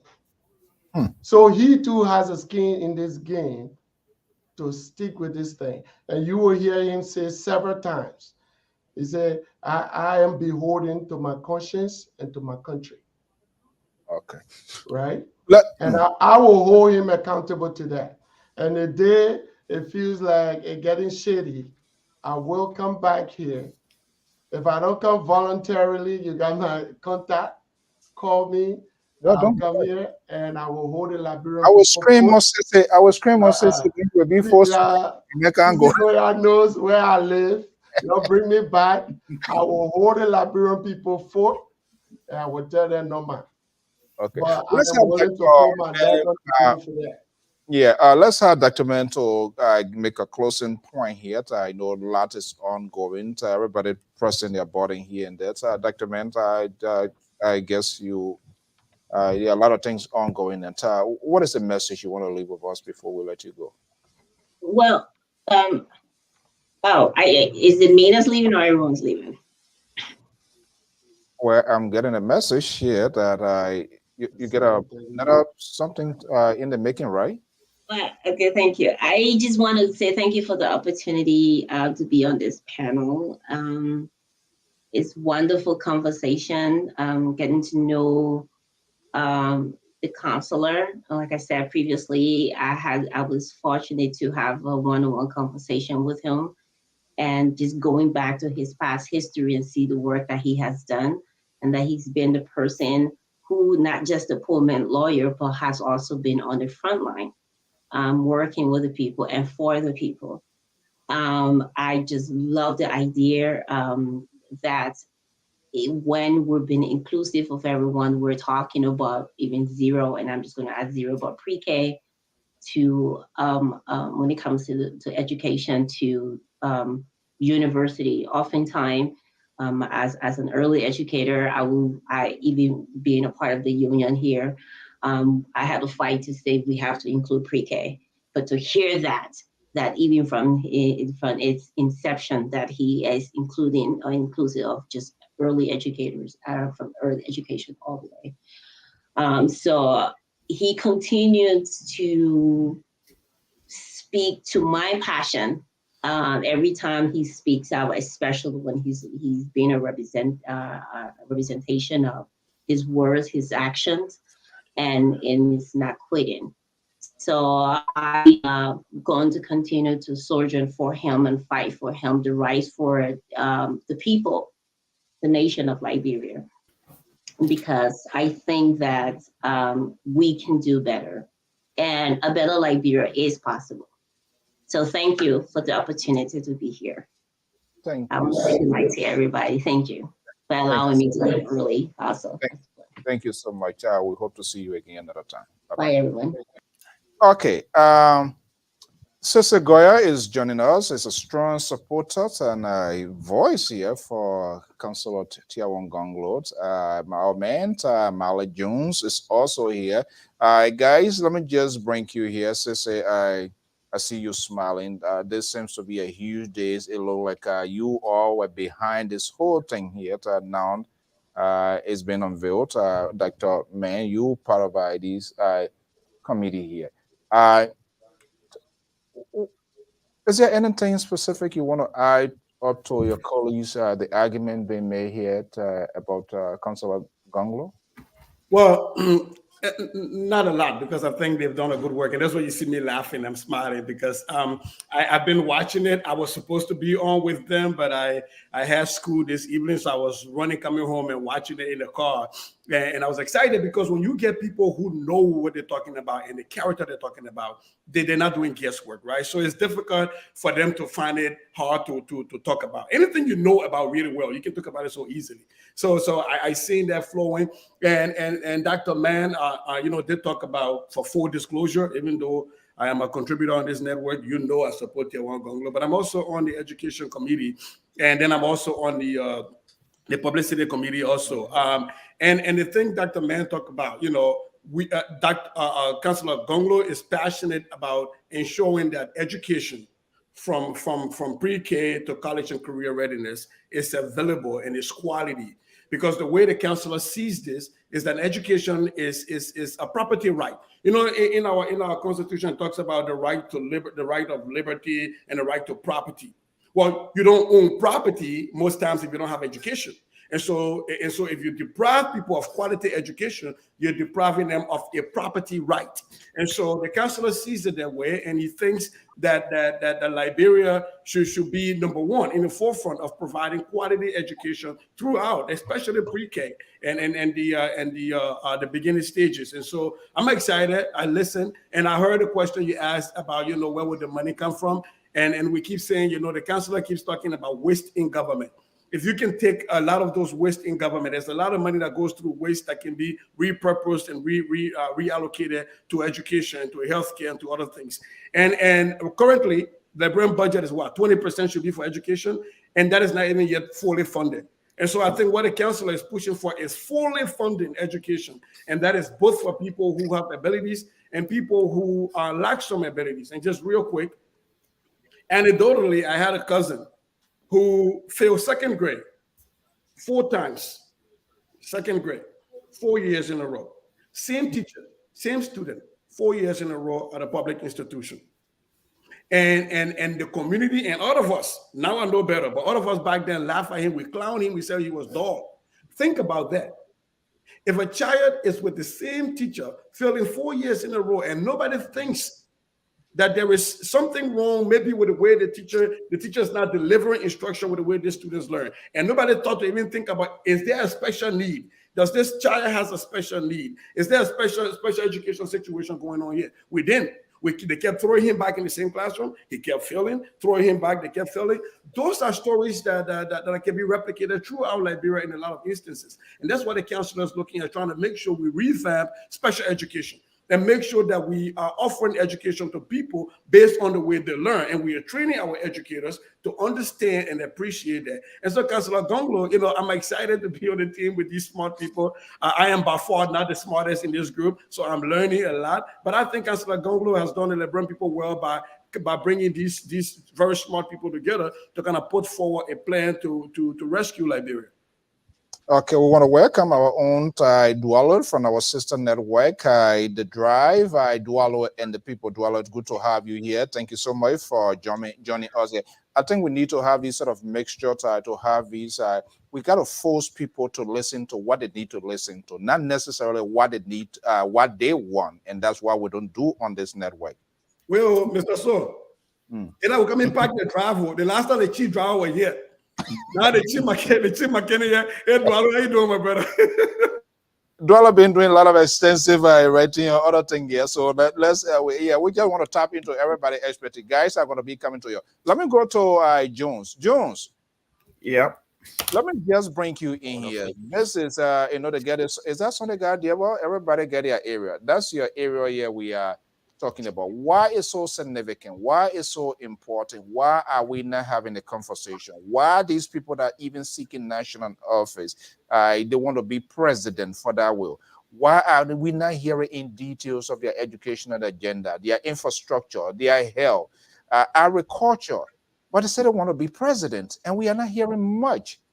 Why are we not getting into them? Why is it important that we need to start this conversation now? Well, thank you, Executive Director. I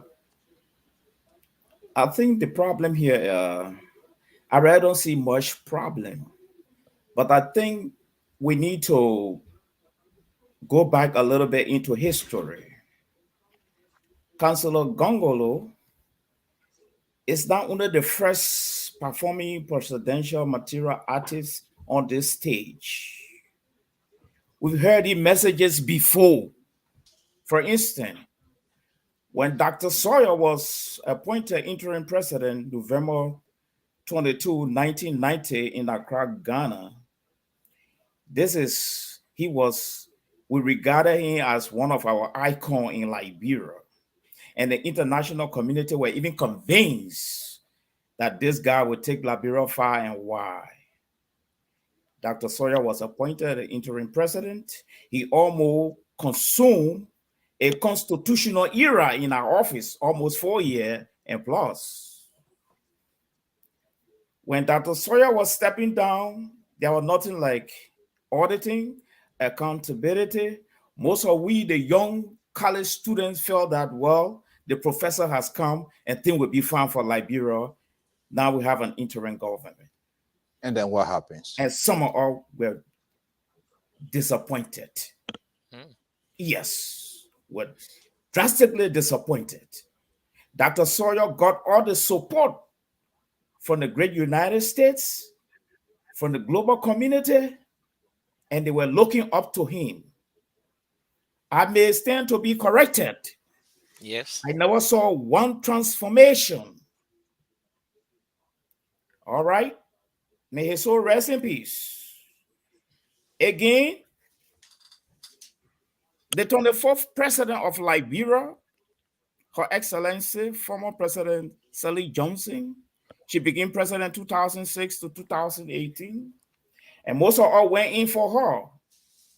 And we felt she had all the connection to perform the political miracle in Liberia. We felt she was linked up with the international community. We felt she would have been the best person to bring a lot of transformation in Liberia, changing mind and changing attitude, and really taking Liberia to the next level. I became disappointed again. Today, we have another presidential material on stage. As usual, when everyone is coming, you have a follower who believes in your political philosophy. But what I notice about my country is that saying it is one thing. Getting into the executive mansion is a different ball game. It seems to be the executive mansion has got some magical stuff there that transform people when people should use it to transform the country. I don't want to doubt Councillor Gongloe, but if I want to hold up to the past, then I may want to judge him unfairly. So a president is never judged by history until he leaves office. Councillor Gongloe will say all the best thing.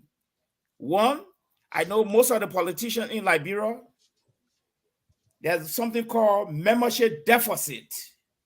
They're looking for members everywhere. You see. So even the killer will come. As you close your if you allow me to push back a little bit, please. You guys will have your data. Let's do it. Have you closed your membership chapter based on let me just close. So most of these politicians, politics is about strength and numbers. When they are not there, you become like a barren woman who cannot bear children. So, Councillor Gongloe, he has got good messages. I've been following his trend. But between him and the executive mansion and implementation, that's a different ball game. I yield my time. That's where your apprehension is? Yes. Okay. I'm going to come to you guys, gentlemen, fairly. Let me bring in Dualo here and Saye, Dr. Barnes, and Robert, and the rest of it. Dualo, are you there? Yeah, I'm here. Can you hear me? Yeah, loud and clear. Okay, so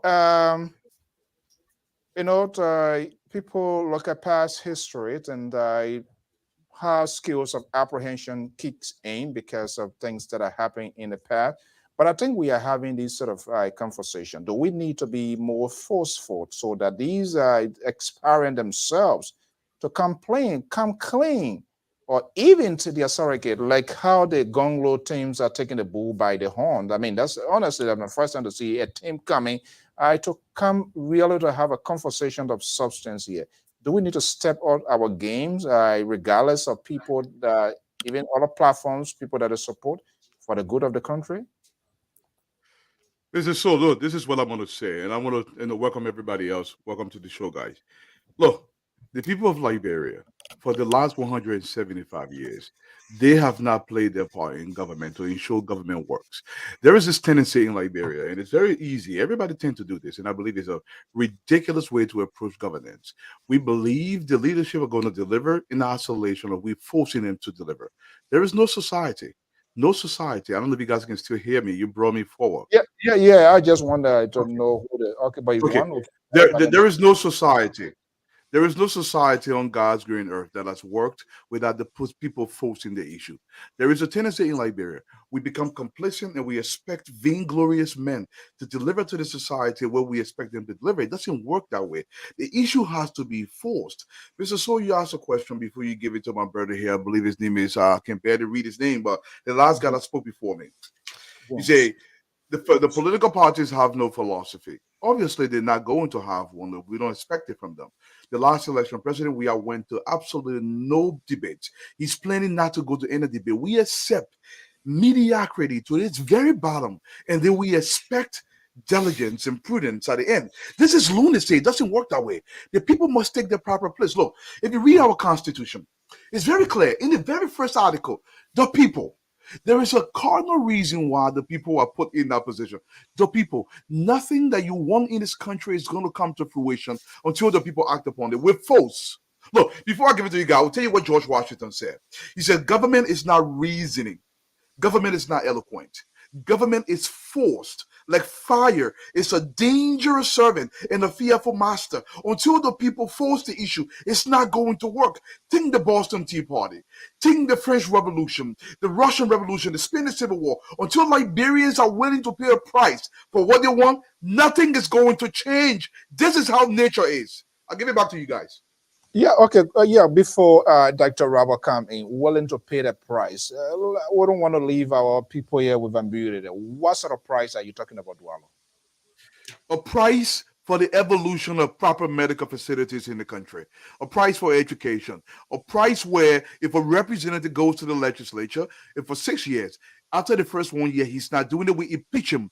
The president is not doing things, you impeach the president. There's a price to pay. The people must stand up to the governmental institutions. If we are not going to build institutions, it's not going to work. There is nothing going to be given to you in a silver platter. Look, we live in this country with all the progress that America has made. Guess what?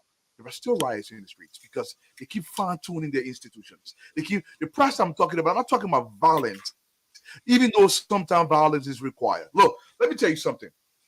Mao Zedong said this best. If the leadership do not fear the people, that country can never progress into another realm. The leadership must fear the people, fear the wrath of the people. This is how it is in every country. Don't take my word for it. There are thousands of books. Go read them. Dr. Roberts? Yeah, I think I do agree with Dualo 100%. I'm going to respond to my own brother and friend, Jones Otavius Mali, later on. But if you look at a picture that Dualo has painted, it projects what the Liberian People's Party is. We have fought a fight. We have lost a lot of comrades in the battles. So today it is a rallying call. There's a need that we join forces to support a progressive who is willing to lay down his life for this country. If you look around us, our membership here in the United States comprises exiled Liberians. You look keenly. There's a guy called Charles Kamara. He's one of the greatest fighters. There's a guy called Dempster Yala. He been in exile for almost his whole life. Even the Kwanado that the Dr. Kwanado around here, he's also someone that has been in exile. So LPP has been willing to fight a fight. We don't just sit back, support people, and think that okay, we're going to agree even if they are not doing fine. Garbage in, garbage out. We have fought a fight. We fought the Torbot. We fought Samuel Doe. Our party was banned. We went on the ground. We worked on the ground. We resurrected. We led an interim government. And to Mr. Malley's point, it was not about the late Dr. Amos Sawyer being in charge of Liberia. The mission there was to establish peace in Monrovia, the capital city of Liberia. And Dr. Amos Sawyer was being protected by a force from the West Africa region. So let me tell you this. We were the first people that restored some level of peace in Liberia. We were able to establish freedom of speech in Monrovia today that you are enjoying.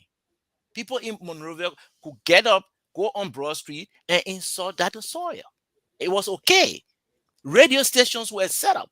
No radio station was ever closed when Dr. Sawyer was the interim president. And this is what happened next.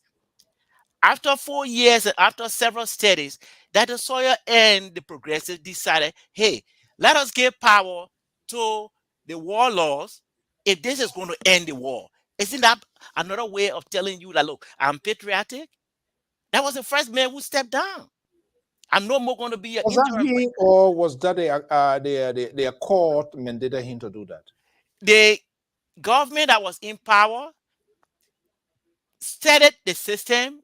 After all the peace talk, the government that was in power gave the room for all the other warlords to establish a system of co-equals. So it was not a one-sided debate that led to the formation of a government of co-equals, where where all the parties participated. So I'm saying that a progressive government had the audacity to step down in order for peace to come to Liberia, and our people lay down their lives. So we have to face the fight and take the bull by the horn, as Dualo put it. And we are the only party prepared right now, as I'm talking to you. We are well prepared to support Councillor Gongloe to the end. If it comes to power, we are also prepared to tell you that our decisions are going to be based on evidence. It's not someone sitting down and lording over the people like the other political parties you have, where there's a one-man leader. The Progressive Party always say, look, Councillor Gongloe, you are only going to be a standard bearer if you go to convention. And we took him to the convention, and there was election, and he won the election. How many parties do hold convention in Liberia? So this is where we are. We are prepared to take the bull by the horn, and we can tell you that the future is bright if we just follow what Dualo has listed here. You cannot say so apparently and things are going to change. Oh no, it's not going to be. So my brother, Mr. Jones, from the beginning had me, and then he went around in circle and gave me a whiplash. I think he attempted to create a basket of deplorable and kind of make Tiawan to own that. I don't understand the line he's drawing, or he attempted to draw from Amos Sawyer and his perceived failures to Ellen Johnson Sirleaf and her perceived failure, and to Tiawan Gongloe. I don't see it. I think it was a failed attempt at trying to get Gongloe to be accountable for the failures of other people when he didn't have control over them. And he's right. You cannot judge a leader if they haven't led. But let's tell you that Tiawan has led. Tiawan Gongloe would have run for senatorial position during Ellington. He opted to serve his country as Solicitor General A and B as Labor Minister. And when he felt that his conscience could no longer allow him to participate in a system that was not benefiting the Liberian people, he left. What more do you want to show integrity? There are people walking around in the streets of Monrovia today that are both ruling party and opposition politicians that have benefited from the gift of God given to Tiawan Gongloe. Moran Molu was taken out of jail when he was put in jail, free of charge, by Tiawan Gongloe and represented. Right? The likes of there's so many of them. Journalists, politicians, activists, everybody. The economic freedom front, all of them, pro bono. He doesn't have money to give to people because he doesn't believe that in order for you to do good for people, you have to first steal from them and then give back to them. He doesn't believe that. What he does believe is that what God has blessed him with, which is his intellect and his ability, he will give that back to people by offering pro bono services. So I don't really understand where the wavering was here, but it wasn't lost on me though that when you talk about government, you talk about the failures of the Sawyer government and the failure of the Sirleaf government, and you ran straight to Gongloe as if to say there is a vacuum between Ellen and now. Right? So let's be very fair. Let's be very clear. Tiawan Gongloe is not claiming to be a saint. What we are saying here is that when you look at the totality of his work, we can say that this is somebody who's has worked in the private sector. He runs his own law firm, so that's a private sector. He's worked to elevate institutions. When he was Solicitor General, he closed down the black site prison that was under the Ministry of Justice. That's where political opposition members used to be tortured. He closed that down. He made sure that people who are going to be prosecuting people in counties, these county attorneys, he made sure that they were graduates of law schools so that you didn't have quacks judging people, which is a way to violate people's rights. He did that. When he went to the labor ministry, he's working there. So I think, Mr. Jones, it's unfair to try to create a basket of deplorable and try to make Tiawan Gongloe own that when in fact he did not have ownership of that. Okay, this is LPR. Views and opinions are always expressed. We don't sanction voices here as long as it's done in a civil context. You know, it's about our country. We're not talking about individual homes. So you want to always have this sort of a dissenting views of or whether they will be welcome or not. but we can intellectually engage and draw that sort of fine line of demarcation here. Dr. Ban. Yep. Well, thank you. Thank you. First, I don't think I can add to what Brother Goya said about Mr. June's comment.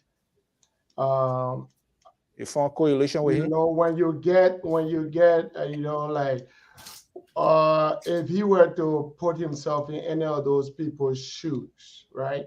The way I used to give an example back after the 2005 election, it was like I'm a clinical practitioner, right? It's like somebody just had an accident in the hospital, they're bleeding, their kidney busted, their heart busted, and you get a president there that's trying to make sure they stay alive, right? And then somebody can say, okay, how can the man I get you on? Okay, how can he in the hospital but he get closer and bus showing? It's like there's hierarchy of needs. So I'm not going to judge Sawyer at that time because I knew or I didn't know what his mandate was totally.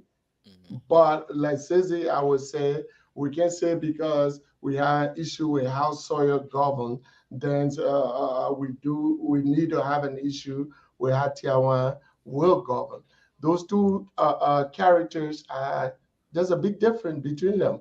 Just because they are both considered progressives, they still have personality differences. And I think we should be fair about that. Now, coming to Dwalu's point, all right, the reason Liberia is still by 80% illiterate today is by design. All right. For example, the current president the current administration has no incentive to improve education in Liberia because he knows that when we elevate the discussion, it was not even going to last. You understand? So if you want to go far back, you can go far back. Before you guys came on, Chairman Roberts and I were talking back from the Tauber days, said there was still a design to keep the majority of Liberian people illiterate and keep them that way. Because as long as they are illiterate, and even making it worse with this administration, they're not just illiterate, but keep them hungry, right? So as long as they are looking for food, as long as they are more concerned with what they can eat today, other thing we're talking, they're not watching it. They're not talking about what will happen to their children tomorrow if they are thinking about what to feed the children today. So in some countries, this is even considered a crime against your country. A country should be able to feed itself. If you become a president, you don't even have a plan on how we will eat, right? 80% of the imports that 80% of the imports that come to Liberia is food. If we have a government that does not have any plan to change that, 80% of the people in Liberia are illiterate. If we have a government that has no plan to change that, it's by design. It's not about mistake. So we can say other things, and like Dwalu was saying, it would be nice if we had a population that knew what their rights were. When I talked to Saye sometime a couple of weeks ago, he said, when I was in school, we took a class called civics, where they taught us what our rights were, what citizens' rights were, what the Constitution said your rights were. Majority of the people in Liberia don't even know what I'm talking about, right? So they don't teach civics in school in Liberia anymore. So we have a population that don't even know their rights. So we got a big problem. And like I said earlier, it's not going to change by mistake. Okay. But if you have a visionary that's willing to give the Liberian people, even if it's just for a short period of time, what a good president is supposed to be like. When the Liberian people see one for the first time, they will not accept mediocrity again. We might take a while to get to where we want to get, but that will be the day we start marching towards that place. All right. The panelists are going to be here with me for maybe a half hour before we wrap it all here. Mally Jones, you're going to have your day as well. Let's so we get it square out what we're going to be holding to the administrations of the late Amos Claudio Concomitant Sawyer, right? That's the guy, that's the one of the war he brought that caused him to stay. That things must be done concomitantly. There must be this army and election. The men are genius. He put it in there without local go. There's hierarchy of needs, though. There's hierarchy of right? needs. There's certain things you got to face first before you go to the next one. Go to the next level, right? One. Yes. If this thing down here, the foundation is not laid out, you can fix the thing up here. And if the foundation is taking you 5 years to do, and then somebody say, how can the horse not get a roof? It talked to him because we ain't even got a foundation. The guy was a genius. What people were saying, it must move concomitantly. That's it. It has to be. And you know it was not possible. You can't hold this up. The other people at the same time.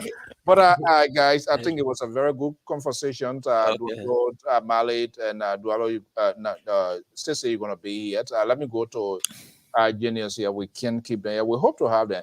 I think there's a need that this sort of conversation continues, especially people who are putting their faces out to support these people, to have this sort of conversation. I think it will help the electors to make informed decision instead of us creating another revelation cinema to be having this sort of theater sort of conversation.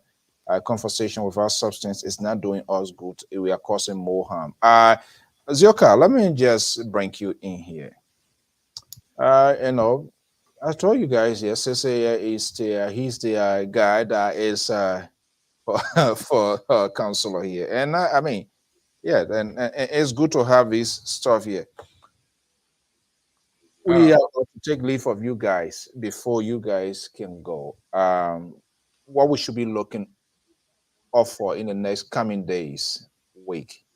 We are hearing in the background extensive conversation is going on. The boycott folks and the ANC folks, they have come to realize their bitterness, their resentment, yet and still the one they have this president as a one term, but they're not even helping one another. Only LPP is not in this sort of drama thing here. I mean, they are causing complete distraction to the process. It's just ridiculous, and nobody is taking charge. Apparently, there's a big boy in the room now trying to put their pants up to do what is right for the country and not necessarily for them. How is your guy keeping eyes on this process as well? Let me just come out straightly. We've been hearing our standard bearer continue to say, look, if the CPP was still standing, you won't see Councillor Tiawan Gongloe running as the president. He made that very clear in one of his deliberation on one of the television show.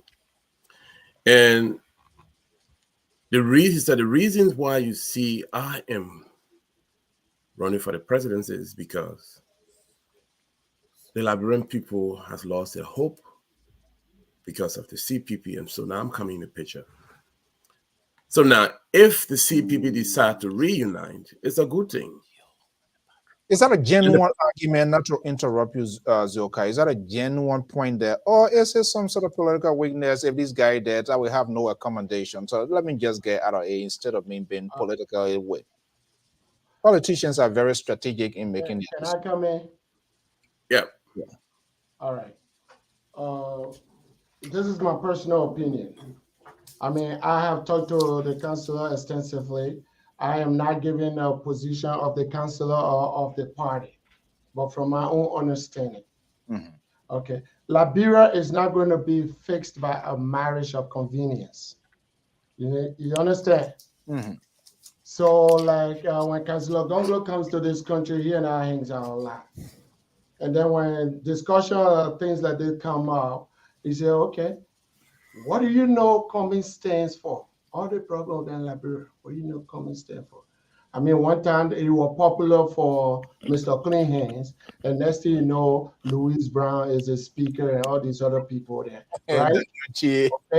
And then he said, how about Pape Boaka? The whole 47 years. pick up one topic or one issue in Liberia that you can name and say, yo, what Papa I stand for in Liberia, right? He said, and then come to me. Almost every issue in Liberia, I get opinion on it, right? So then it's like, okay, it's not up to, because everybody knows where he stands on a lot of the issues, right? So then it's like, if there's going to be a marriage, it's going to be like, okay, here's where I stand. You tell me where you stand. It will not be like, okay, the reason the CPP failed the first time was everybody, the thing that brought them together was practically a matter of hate. Well, we hate upon. It was not like a matter of love, like we love each other and we want to work together. It was like, no, we hate upon, so let's get together and be upon. And then when it comes to the nitty gritty, then the fighting starts. Even with what is going on now, I just think they're just talking, right? Because unless two of them can tell us exactly where they stand on the issue, where do they stand when it comes to corruption? Where do they stand when it comes to education in the country? What are they willing to do? When it comes to the drive that we want to be able to be a country that feeds itself, where do they stand on that? What are they willing to do? We have let out our positions. Here's where we stand. Here's where we want to go. We are open for discussion with anybody that sees what we see and is willing to work towards the goal that we are moving toward. But it's not like, okay, let's just get together and be open with no good position thing that where all the infighting starts. Okay, guys, few seconds, you can make your argument so that, go ahead, Dr. Rabo or Zoka, one of you. Yes. Okay, all right. So Yeah, we feel there's, that. there's a Latin word that say Latin phrase that says pro Dio et patria, that is for God and country. LPP, the Liberal People's Party, is standard bearer. They are prepared for God and country to make decisions tomorrow that will benefit modern Liberia. Importantly, I also have news for you that unlike other political parties, instead of just talking about what, which is election, we're going to be talking about how in the next few months to come prior to the campaign. That is, we're going to present you with a platform that you will look at, that you will read, that you will discuss in order to be part of this process. This is a revolution. It's going to take place. And we hope every one of us will still discussing and challenge people that will stay in our way. This is the way forward, and victory is certain if we work hard to get to the finish line. Yeah, Zoka, your final word. Yes, we feel the Liberian People's Party feel that the reason why we're educating the Liberians today is to inform them to make a decision based on the track records of all of the candidates that will come before you and say, vote for me. That's the message we have for the Liberian people.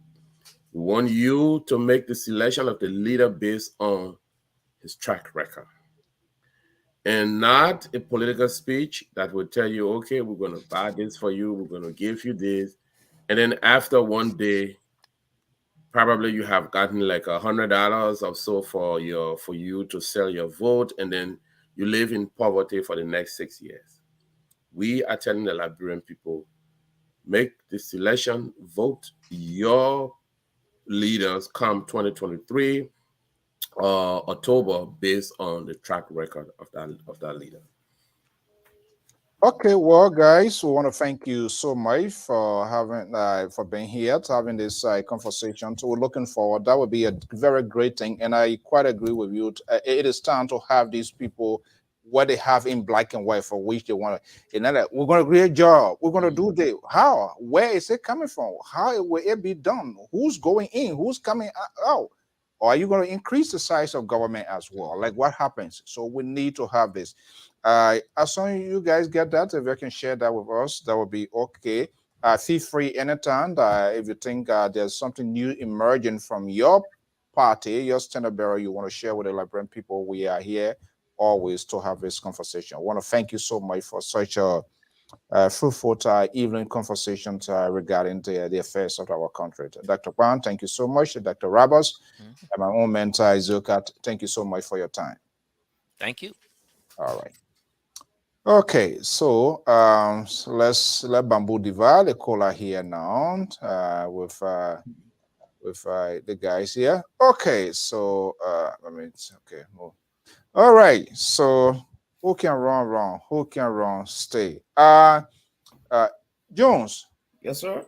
Let me give you the opportunity here. You know, there was little talking here to get yourself clear of here. Then we can talk other few things before we go. Did I hear you saying your argument? You try to equip your argument with that of concomitant soil, the late concomitant soil, with that of Gongloe. Was that your point? Was that why you were driving through? What was actually you were trying to get through here? Let's set the record straight. Yeah, getting the record straight. First of all, I want to tell my brother Goya that I was not creating a scenario to put the Honorable Gongoro into a deplorable basket.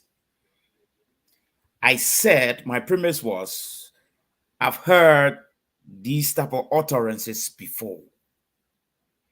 I've heard some of these same story before. So what Gongoro is saying today is not a strange episode to me. Not a surprise. Not at all. Therefore, I strongly believe that the executive mansion is not an experimental era where we come and experiment all the time. I think it should be a place where we are prepared to lead. But if I should go to vote for anyone right now, as I told you, managing editor, I said I'll be voting on the basis of substance, not on the basis of what a party has to offer. Because I have lived through a trend of time where what the party has to offer has never been implemented. Yes. So when I brought in Gongolo, for instance, Gongolo worked in the Haley Johnson Sirleaf government as Solicitor General and as a minister. Now, one day, I see him address the issue of corruption in the Helen Johnson government. No. Yes. Now, one day, I see him talking about nepotism in this government. No. So my question now is, if he become president, if he could not address this thing in the past, how can he address them when he gets to the executive mansion? Or he waiting to get there before he address these things? So this is where my problem comes in when people ask me about a political leader. I first of all tend to look at the past and make my analysis that will help me make a determination as to whether I can follow this political leader. Yeah, like a black snake by you. When you see any leaf shaking, you think that it's snake. Okay. And don't get me wrong, Councilor Gongolo is an honorable man. Except, unfortunately, there's not a black snake. Okay, I respect him. I honor him. He's one of our sons of Liberia. And I would like to really sit with him to have one-on-one talk. Like my brother just said, what's his name? Douala just said, Liberia is a design country. He says sometimes we have to go in by force. I agree with him. When the Progressive Alliance was formed in 1975, under the late Backup Matthew, that was the beginning for us to start taking things by force. But what happened? Backup Matthew, before they could break, he was consumed by the very system he was fighting. He became foreign minister. The Progressive Alliance went underground. You know, so when I see these things and some of my brother coming up to say, oh, this man vision. Yes, Gongolo has been doing some nice things in Liberia. Translating those things into a presidential material as an occupant of the executive mansion, it's a different ball game. Okay, let's pivot here. No, Okay, no, please let me say something because you lay a framework here that I disagree with. That when a black snake by you, Mr. Jones is trying so hard to create a black snake when there's no black snake. Absolutely no black snake. And I'm seeing his struggle to hold Tiawan accountable for the failure of the progressives. I hope he remembers that we're in the progressive community. You had Topan Atipote and his group. You had Amos Sawyer and his group. You have Bacchus Matthew and his group. People coming together as a progressive does not mean that they all absolutely believe in the exact same thing. It doesn't. Even here in America, you have the Democratic Party and you have several facets of the Democratic Party. At one point in time, you used to have the blue dog Democrats that became Republicans, right? So let's stop trying to do this to say, oh, things 1975 or Sawyer time was not addressed by somebody who was not the president. So therefore, when the black snake by you, then that's not a black snake no more. Let's be very, very fair. When we sit on this platform to make this point, we got to be fair to the Lebron people because we're here trying to educate the Lebron people. To my brother Dwalu's point, we cannot be educating the Lebron people and trying to equate oranges to apples. They are not the same. Absolutely not the same. There has been nobody in Lebron presidential history that we have had to judge about how they will be president and say, oh, but they didn't be president, so we still judge them. No. You judge Tiawan Gongloe about the totality of what he's done. And yes, you cannot say that he was doing great as a president because he hasn't been president. Neither could you say Josh Weah will be great as a president, by the way you skip that, because he hasn't been president. He hadn't been president. So, but we can look at what if he's doing the old match we're setting on to want to plot a new match. So I think, Mr. Jones, you're unfair in your analysis. You're trying to compare apples to oranges, and it doesn't mix. Josh Weah is not a point of conversation. No. The point I made, therefore, he talked about the failure of Sawyer government and trying to tie that to Tiawan. And then he ran to Ellen government and tried to tie that to Tiawan in succession. And then he skipped and said, now he's on the stage. I have to say there was a vacuum after Ellen, nobody president. So, okay, we don't want to create a Pandora box here, but his view, his opinion, that's what we got. You have the right to counter argue. Let's get to the issue of today's now before we wrap up in the next 30 minutes. Amos George, good evening and welcome. So, Dwalo. Oh, is he frozen? Are you there, Dwalo? Frozen, I'm here. Oh, okay. Just waiting for my turn. Yeah, okay. Yeah, thank you so much. The ground is crowded already, crowded in terms of the sense. I think there's more openness, there's more conversation, and we hope that all other networks continues this sort of conversation. With this here, when do we hope to see these political parties, especially those that are seeking for the higher office of the land, regardless whether they get a VP pick or whatever it is, to begin to see like a sort of blueprint? I did hear from the LPP folks here that in the coming days, week or so, they're going to be putting something out. And that's exactly what we need to have as a working tool for us to ask then the tough questions that we need to ask. Okay, you say this is how you're going to do education here. How much do you have here that you think you're going to invest into education if we have to have a quality education? How much you think are you going to have here if we are to be a nation that can feed herself? Since Samuel Doe type Green Revolution type project, he's the only president. Nobody has gone back to visit that to see where they fell short and what can be added and see. And instead of their Fulani or whatever people were alone here, how can Liberia businesses be empowered to be able to invest into agriculture? Because any country that cannot feed itself, that's a national security issue. When do you think we're going to have these sort of conversation from these sort of blueprint from our these political parties or leaders that are contesting for the higher office? Mr. So our political leaders do not have any respect for the people whatsoever. Okay, they're always cavalier about how they do the people's business. This is a Liberian thing. So they don't tell us when they're going to do it because they don't have to. We've not made them to. But Dr. Kwan said something before he left the show, and I want to briefly address that. I waited for a while. There is this tendency in Liberia, well, a lot of political people believe, or presidents, that if we keep the people uneducated, we can control them very easily. And what they don't understand is this is a contact. Look, let me tell you, there was a guy that took over other channel. They got a truly developed channel. He was called Deng Xiaoping. He's about 4'1" tall. This small guy. This is what he did. He said this, and I'm paraphrasing this quote here. He said, listen, from the untrained eye, you think it's best to control a lot of illiterate people. But when you look at the totality of things, when you educate them, you distribute the responsibility of the state and you can all evolve together. It is our greatest advantage if we educate our population. But our leadership don't seem to understand this. Look, when you see the Jajais, the Muyans, and the Sakumurians in Liberia, and controlling these young men to the detriment of the entire society when we are zogorazing the country, what they don't understand, they are burdening themselves because they are not distributing the general responsibility across the spectrum. I'll go back to your question in this fashion. I'll tell you this. Only hear from these people. Not a single person up to this point has a website where they have published their vision for the country. They have not published a vision. I don't just care about agriculture.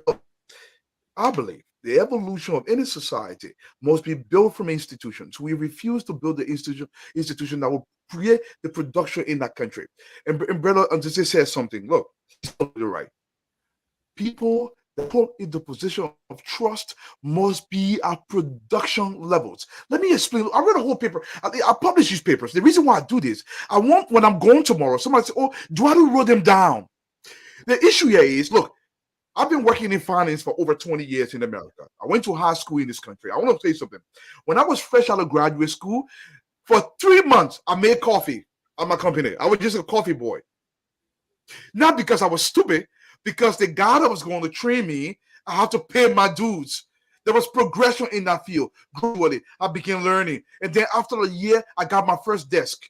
Okay, as a fund accountant. Then over time, I got another desk. What I'm trying to say, it gradually took me to production level, to management level, to directorship level. It took a span of time. But what we've done in our country is somebody graduates from LU, a 10th rate university as it stands. LU was a glorious institution, but now it's a 10th rate university. There are kids graduating from LU can barely read. Nobody wants to talk to them. We're dying as a society because we take the least amongst us and we make them leaders.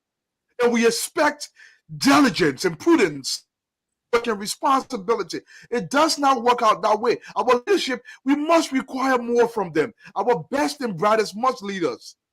But when you're talking, oh, Opa, they're jealous. You gotta be jealous. Of course, I'm jealous. I'm jealous that we're the least in everything. I'm jealous that our institutions do not work. No hospital, no road, no infrastructure. Society. I'm jealous that anybody with 2 brain cells wants to leave the country because he cannot eke out a living in his own society. That's what I'm jealous of. I'm jealous because the infant mortality rate in the country is ridiculous. The maternal mortality rate in the country is crazy. I'm jealous that everybody wants to leave the country. The guys can keep their families in the country. They cannot experience the results of their own action and the decision they've been making in the country.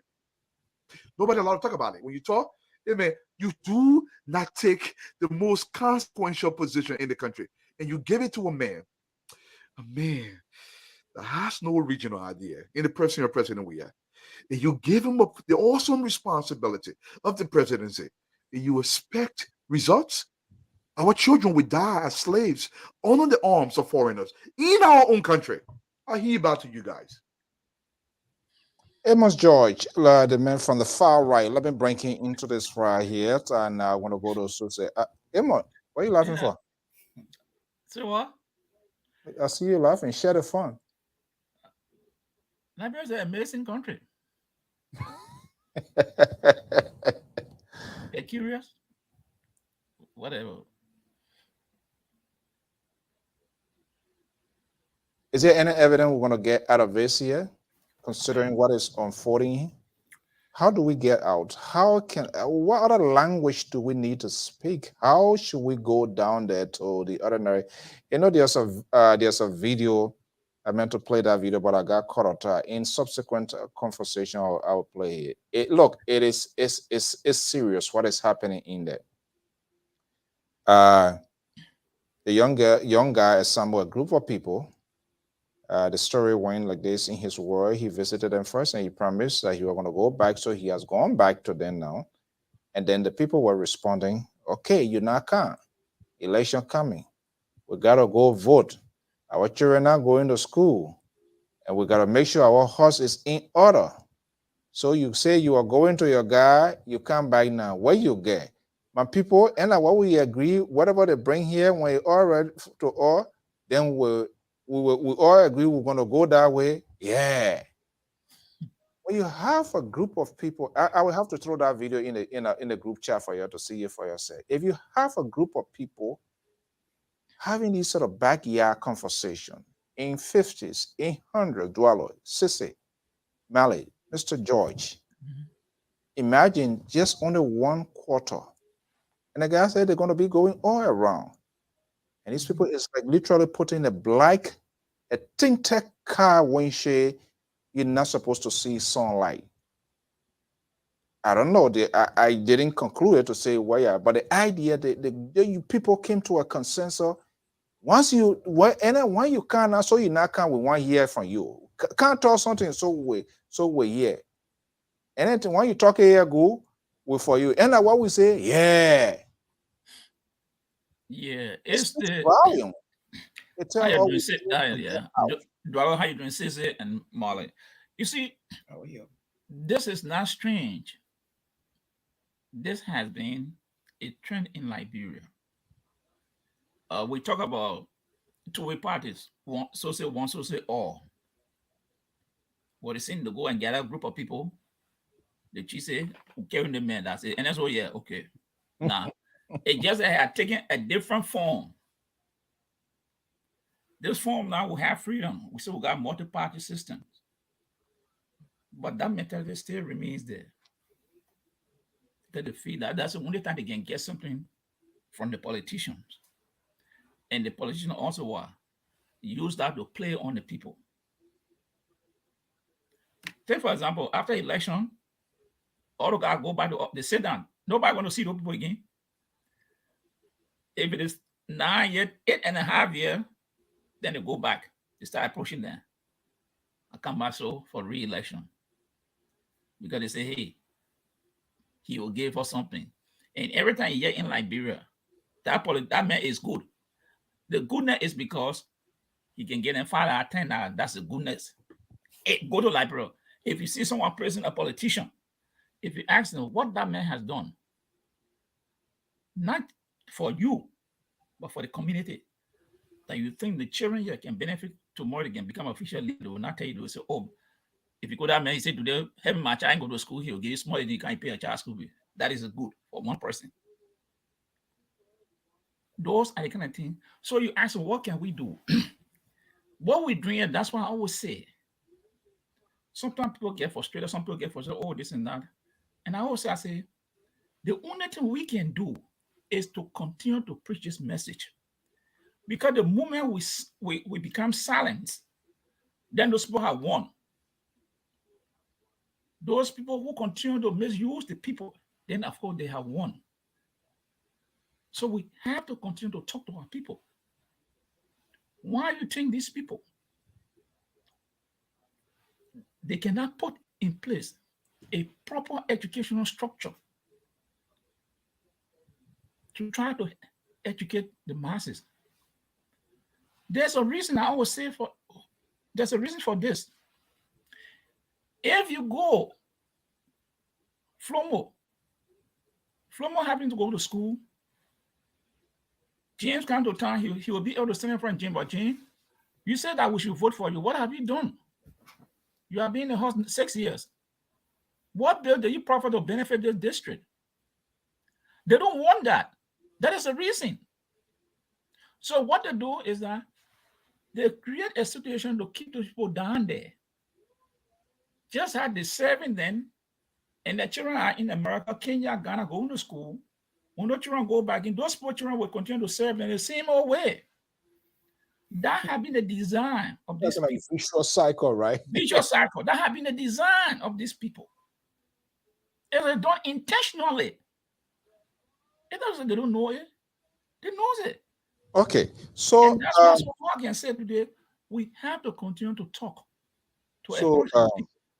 Because silence is done. The corruption will continue. The inequality will continue. It will be a vicious cycle. Because who they're talking, nobody ain't raising anything. It's the people, what they will do to us? Nothing. And that is the problem. Why you think Sister go say, look, you know what, the Ministry of Education, I'm going to help you people. Free. To what? To redesign a curriculum. Okay, we'll call you. The least is it. Samson told, he went, taught at a university. He asked and said, I will offer my services to you people. Free, I want no salary. On your program, we have representatives. They said, we'll get back to you. All that you the people will need. What they did they ever call him back? No. Because what? There will be an awareness. He will start creating. Then people start, don't bring him here. Our people, the mail be asking where the other money going. Who's signing the other one? Why for? So this is it. I got a personal story too, sir, about LU. Sure. Sherry, let's hear it. Give me 10 seconds to share it. Huh? I was in Liberia for about 9 months. I was in Liberia for 9 months. I was running my small business in Liberia. I had a business in Liberia with 10 trucks, about almost 27 employees. So I was in the country. I went to area. I said, listen, guys, I have this skill. If you want to use my skill for the next 6 months, I can teach a couple of classes. These are my credentials. I'll give it to them. The guys, they wanted me to bribe them in order to be able to volunteer. Okay. I should bribe before I can volunteer at the university. When you have undergraduates teaching in the university, and somebody coming with a tremendous amount of experience, that's a big because it was just me, and I presented with, but my man, Eduardo, when you come here, my man, and that's smart thing will be ordered for you people, and I refused to pay that, and I walked away. We are killing ourselves internally. I'll give it back to you. Why you getting smoke water, man?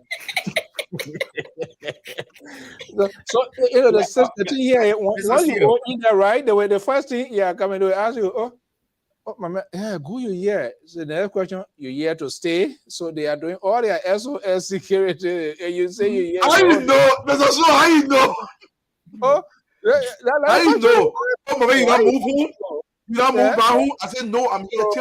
So you going back soon? I said welcome you, everything, and everything. The only thing, you here to stay or you just visiting? They try to secure their area, their positions. Yeah. When you say you here to stay, the first thing to better go face. Then forget it. You're no more friend. But before you come in, Mali, look, Sister, with this said, it's not just on Monrovia, it's just minute. Well, it's rich in terms of vote, but there are people outside of Monrovia, the Banga, the Grand Basso, the Lofa, the Nima, those villages and town. People got to get there with an aggressive awareness of their decisions and the potential consequences of these decisions they're going to be making. If the opposition sit here and say, okay, the people suffering. Who tell you that the people not? Are you sure they are not? Are they unaware of what is happening? You get when they're free, created the corridor, the lack of flow of information, and some of these decisions being made unknowingly to themselves because they just don't want to process it or they just do not want to validate it or whatever. What can be done to create this sort of aggressive awareness? Well, should we wait for election commission? Should the opposition wait for everything to be 100% perfect? The electoral gala, the voter education, not do this, they not do this. How can we cut through that gap? So, Mr. So, there's a lot you just pack in there, but as usual on this show, I like to push you back on when you put the opposition in one basket. If there were one basket, you won't have so many political parties. You would just have one political party. So to group all opposition and say the opposition ain't doing this. Don't worry about Mr. Soda, all he does. But I get it. You will always say it, and I always won the job. So I need them to do the much greater portion. Not just but to say the opposition is a collectivist guilt system you're trying to create, right? We're not responsible for the ANC. ANC is not responsible for us. We're not responsible for the UP. UP is not responsible. We're not responsible for, is that vote? VOLT, right? The guy that was on the last time, I didn't even know that the armed forces of the Bureau already has an agricultural battalion. We create one. But and we're not responsible for the Ministry of Labor either. So so everybody have their own place to be. Having said that, though, look, we understand, and to Dwalu's point, you know, I love you, Dwalu. I just seen you today, but I'm liking you. I think we're going to partner on so many things. When you don't educate people, you create burden for administration. Yeah. But let me give you a segue, Dwalu. People know that when they keep the masses uneducated, then there is not much blowback. Then you become the new NGO in town. Then people come to you to beg you for the daily sustenance. Then you build this God-like complex that if you don't open your gate, some people will die. You're sending people to hospital. I was listening earlier when Mr. Soul talked about people coming to the United States and collecting bed bug mattresses, taking them back home, instead of appropriating those things in national budget. Sir Joseph should not come here and get in ratting old school buses and get them back. And my own uncle, but me I will talk away today. You should not come and get ratting buses and go park there and create muscle rider transport. You should appropriate them in budget. Sir Joseph building a private university should create a problem. When you are a lawmaker, you are sitting, and there are committees on education, on higher ed, and you are running a higher ed institution. That should be a problem. But Dwalu, you know, you look at that from an egalitarian point of view, where people think that, you know, we should go for the greater good. Unfortunately, a lot of people don't go for the greater good. They want that God-like complex where my windshields are dark, and everybody see me and say, "How you doing, Chief?" Today, my children ain't you, Papa. Yesterday, my children ain't you. And you take 10 hours, you get there, and they praising you, that God-like complex. But that God-like complex only comes from a place of deficiency, of deficit. Because you and I know, and we've said this before, and I said this too, and I'll call his name again, Honorable Akaras Gray, at one point in time, said he could challenge me on math when I got to Monrovia. I called him, he didn't come. And I told him, I said, the reason people that you think you're a big fish because you created a swamp in Monrovia. You are in Fiamma, in Weze, Buka, the predator, Tilapia, the predator. If you allow the Atlantic Ocean to flow into Fiamma, Buka become prey. So they are intellectually holding our people hostage so that they continue for Buka to continue to be predator. Because you can, if they educate our people, they know they're not competent for putting vote them in. And so I go back to Article 18. Article 18 of our Constitution talks about work and the right to work regardless of political affiliation. When people are saying, if you don't belong to the CDC, we'll fire you, you know, and so people now feel that, well, I have to belong to this in order to get my daily sustenance. That is the problem they're creating. And so to your point, Mr. So, and that is why I am always unapologetically fired up for Tiawan Gongloe, because what we have been doing is to make sure Tiawan go to these places where presidential candidates have not been before. We are tired of people sitting in Monrovia and making decisions for the entire country. There are a lot of people who vote without knowing why they're voting and who they're voting for.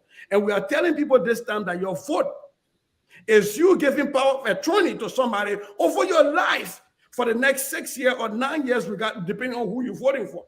And so you need to make sure that you listen, you get these people, you talk to them, they understand. Like George Bush used to say, I look into the man's eye, I saw his soul. You have to see their soul before you vote for them. So to your point, though, Mr. So, I think if political parties sit and say they're waiting for a government-funded program that will go and do education or civil education, I think we'll be lying to the Liberian people. We'll be doing a disservice to the Liberian people. They will elect a group of buffoons, regardless of where they come from, that they don't know their pedigree. So every political party that is serious needs to be out there in the Zenzu, in the Bokonema, in the Zlowo, in these places, and talking to the people about what it means to have a right to vote.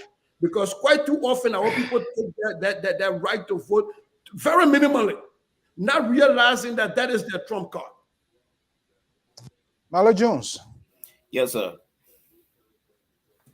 How can we cut through this gap? What should we be doing by this time? Well, I would like to take you guys back down memory lanes again. See, the issue of illiteracy in Liberia is not an event. It's a process. And the process began since 1847. It did not just happen under the Weah government, neither the Helen Johnson Sirleaf government. But the politicians and their political parties take advantage of the illiterate population to get to power. That is the trend in Liberia. This is the population that is more concerned about their well-being than being concerned about platform. This is a population where they believe in more lies than truth. So at the end of the day, when a good politician is rising up, people start to doubt this good politician. Because why? I noticed that in Liberia, the people's power, like what Mr. Dwalo said, is there. It can work, but it cannot work when the mind is still not critical enough to analyze issue. People cannot make informed judgment or informed decision. The followers just follow the leaders because the politicians are just like that. So most of the politicians since 1847 are happy for the system to remain locked like this until eternity. But what I wanted to bring here now, I think we are about talking about solution right now. Our want for each of the political parties in Liberia, in the absence of election, come up with a long-term plan where they send about 200, 300 people abroad to study in critical areas. So when they go back home, they take some of the job from the foreigners. I will want for the political parties to start moving into that direction, because that one way I think we can start fighting this illiteracy, because political parties are shadow government. They're sitting there. If they are lucky, they get there. If not, they wait for their turn. You see? So that one suggestion, we can move in. And another suggestion here is that my brother just said when he went to the University of Liberia, just to share something with people for them to buy it. I know Mr. Dwalo was frustrated. But Mr. Dwalo, if I were you, I would not be frustrated, because the issue now is not an event, it's a process. It's chronic. So the second recommendation I would make is that the entire university curriculum and the entire university leadership has to go for training. Yes, it's that we need a new mindset in Liberia. But if the mindset don't start with the bulk of the people, the politician will continue to have feast days in Liberia. And it's coming again, and it's going to happen. Thank you. Thank you. Okay, Mr. Soul, let me come in. Look, you said there's so many things here. First of all, I disagree heavily sending anybody abroad. I will tell you the reason why. And my brother here, Goya, is absolutely right. The very people that knees on our necks, we have deified them. And we think they're gods because we deify them. But Mr. Soul, everything I do now going forward is to find solutions to our problems. That's what I read about. That's what I care about, because the solutions are there. And there's a reason why I don't send people abroad. I know this topic so intently because my master's thesis was written on this. After World War II, Japan had a similar problem that we are facing today. Okay? What they did was, they sent a batch of students to America to go to school. The Japanese realized this was extremely expensive. We've done this on the Tubman administration on October. We sent a lot of people abroad, which is crazy. If I'm living in Grand Bassa County, you send me to Johns Hopkins University to become a medical doctor, the probability that I will go back to Liberia is zero. Absolutely zero. I am not coming back to Liberia. What the Japanese did was, they came to America. They said, you know what? We sent a few people here to America. We sent the first 200 people. This is too expensive, and most of the people are not coming back. America has a tendency where they capture the brightest minds and make them stay, not because they want to, but they see the value in it after they've developed them. The Japanese came to America. They went to the Ivy Leagues. They went to the University of Chicago, these top-level universities. They said, oh, Mr. Johnson, how much do you make? He said, I make $200,000. They said, we'll give you $1 million. We'll take you to Japan. You're a cardiologist, you're a pediatrician.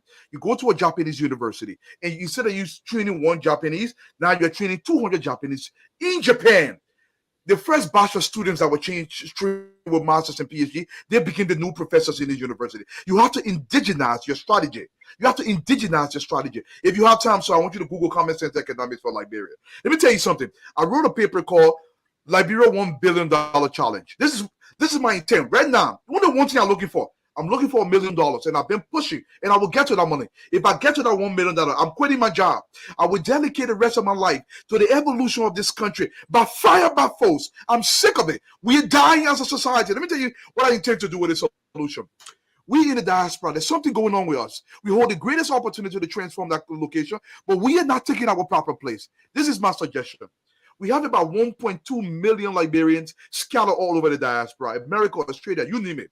Here in America, I'm being very conservative. These are my calculations.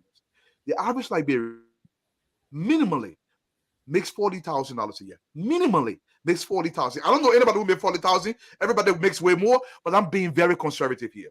If you take half of those people, it's approximately 600,000 of those people. Let's assume the rest of them are children, they're not working. That means we have a capitalization of $24 billion a year. That means we're only making $40,000 a year. We make about $24 billion a year. The entire Liberia, our entire GDP is approximately $3.9 billion. That means we have 12 times what the average entire country makes. If each of us, if I came to Mr. So, I need $1,000 from you. This is not free money. This is not investment. We create a Liberian Diaspora Corporation. My intent is to go and create businesses. The hydro, we can capitalize on the hydro and privatize it, build a new airport. And now we can influence our people how to think. In order to treat them, you have to feed them, provide jobs for them. Think to how you can, when it's wild muscle, you know what wrong? You can't vote this way because you work on the rubber plantation up in Bapuru County where we have rubber factories here. We can begin to retrain the minds of our country. We are not going to do this from afar. We have to put our money where our mouths are. I've been writing to people. I need $1 million. I will quit my job and I will go to every Liberian community in the diaspora. I said, listen, I need $1,000 from you. I will issue you a bond. That bond will be here, FDIC insured in these United States. This is an American corporation, but our intent is to invest in Liberia. We can expand the rest production. We can begin building our own factory. We can compete with the foreigners and say, listen, this is our heritage. We have to overtake it aggressively, but economically aggressive. These talking points are not going to work. We have to put boot on the ground. I'll take it from a Marine day. Look, I used to be a non-commissioned officer in the United States Marine Corps. And one thing I learned in leadership training is this.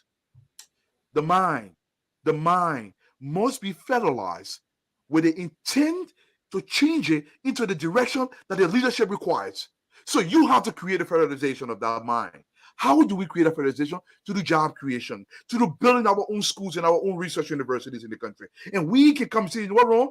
To say, you've been teaching here. We need some professors. We target diaspora Liberians. They can be a locational business. They come, we build facilities in the country. You spend 6 months, 1 year, you teach our local people. We begin to build that human capital in the country. This is the only way. It cannot be done through politicization. It's not going to work. It's never worked anywhere. Look, this guy, Lee Kuan Yew, you have to read his book, From Third World to First World, the Singapore story. You have to read some massive 600 pages. You have to read this book. Beautiful. Look, there is a progression. They say, oh, Singapore. He was brutal. And I will give it to you guys with this one quote. He said, listen, if it costs me to kill 100,000 Chinese, he was a Chinese himself, people that are keeping this country down, in order for Singapore to now experience another 200 years of total backwardness, so be it. The same applies to Liberia. Some have to go for us to evolve. I'll give it to you guys. So, and I think this is what we've been saying here. What I see where Dualo is going. When we sit here and tell people, don't vote for this person, don't vote for this person, but the person in the village there, they're still going down to the creek. They don't have a, how do you call it, say, they don't have a pump water. But then you're telling them not to vote. They're not going to listen to you. So, in other words, what he's saying, we have to invest into them, into their lives, into their story changing. The liberal progressive is on this line. Where is he calling from? Are you calling from Amsterdam? The liberal. Oh, the liberal.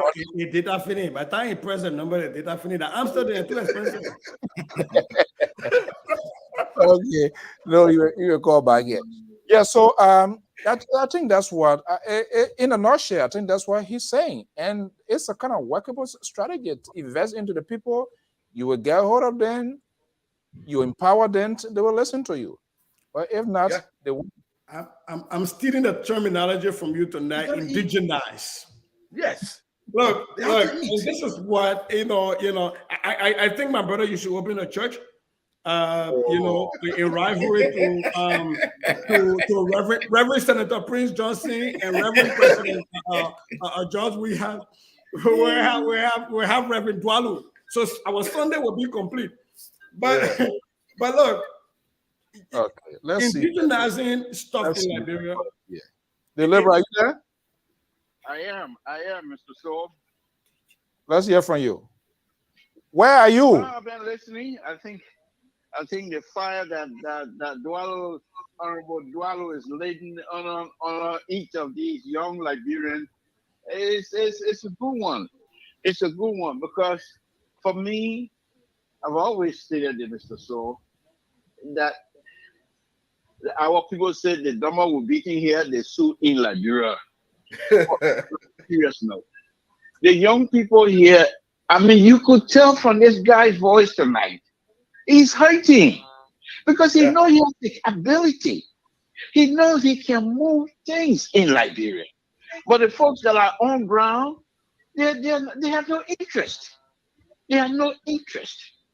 For some reason, they believe that people like the like of Dwalos will come in, like the Saye will come in, and perhaps try to take their position or whatever, forgetting to know that we're all Liberian. Even if these people are qualified and you are not qualified, let them have it.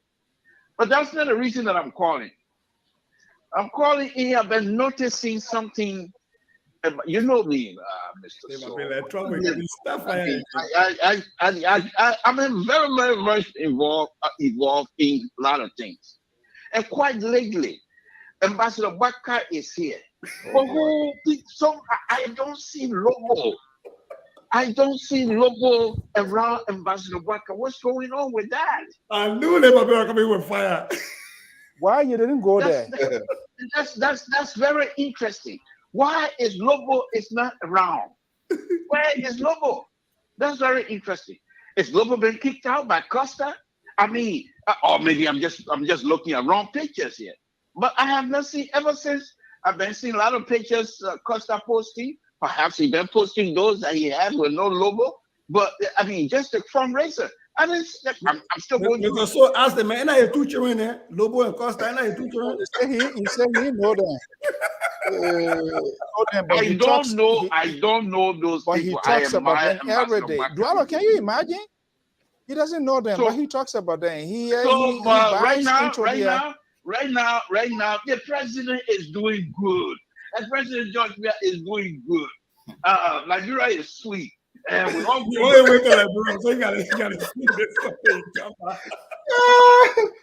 Samson is a mess. Unbelievable. We're going to Liberia. Dr. Weah, Ambassador Weah, Dr. Weah is doing excellent.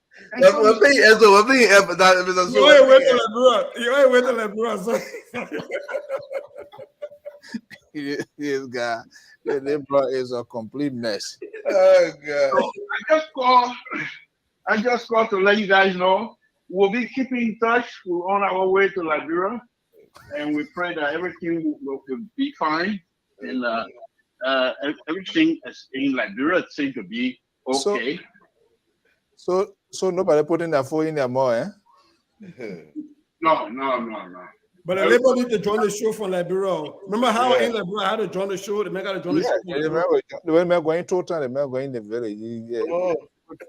No, the man guy. I grant you that robe will be hard on his body. He carrying his satellite with him, so hopefully. Oh, okay. But I'll try to join you guys when I get back from Tool Town. Okay. But I was just basically all of the. We're going to showcase all of the good things that is happening in Liberia. No, but on a very serious note, I mean, and I keep saying this, Mr. So, the young people that are here in Liberia, I mean, here in the diaspora, these people and have the ability to move things. They're suffering. They're making good money. I'm not talking about their health or any, monetary. They're doing good, but the fact that their love for that country, it's burning them, and they know things. They see X, Y, and Z going the wrong way, but they have no control. They are wrong. Okay. So we're going there again. We will be showcasing the Pimpin' Boys and all of that. But other than that, I want to say thank you guys, and we're leaving very early, and we'll say thank you. We'll be right back, and we'll join you. I hope you bought some CCTV from Amazon and you carrying with you. Okay. All right. Thank you so much, Deliberate. All right. I'm getting a message here. Let's see. Hopefully, this is quite interesting. Are you there? Yeah, are you there? Okay, let me just put you through here. Okay. Say wake up the lion from early morning sleep. Who are that cause trouble way again? Your uncle here, you say you calling the Honorable Senator Sir Joseph. Honorable Senator, are you there? Yeah, Mr. So, Uncle and nephew can be plow, so my uncle I gotta be quiet. Good morning. Good morning, and good morning to all from Liberia. First of all, thanks for the show. I've been monitoring the show for a very long time, and yeah, and I just decided to make a little bit of contribution and clarity. To my nephew, the thing is that the old buses, he talked about the old buses from the US. I agree. The 2015 buses are old. 2015, you said they are old, but the 2015 buses are driving passengers from Nimba County, where your Kennedy is from, to Monrovia with the normal charges. Is other buses are charging $800 Liberian dollars, and the Maserati Transport Service buses that are turned over to the superintendent of Maserati County to raise income and help community initiatives, they are charging $400 Liberian dollars. In Central Monrovia, the same old buses, May 2015, they are also charging $50 Liberian dollars. In the previous price was $100 Liberian dollars, but everybody have gone down to $50. Proceeds raised from those buses go directly to the superintendent of the county, and those monies are used for community initiative, microfinance activities to help some of our communities. But I think it's politics. Everybody have the right to sell the candidate.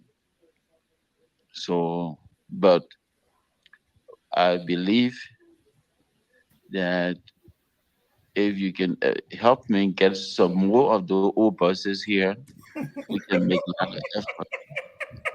So Uncle you're doing the loafer will be. Let me make clarification to my uncle that ask a question because I can't argue with my uncle. This is not loafer like. Senator. I help in the University of Liberia. 5 of these buses. Let you finish your talk, Sissy. Oh, okay, I thought he was done. That's why I didn't hear him. To transport the students. So I consider this a successful project.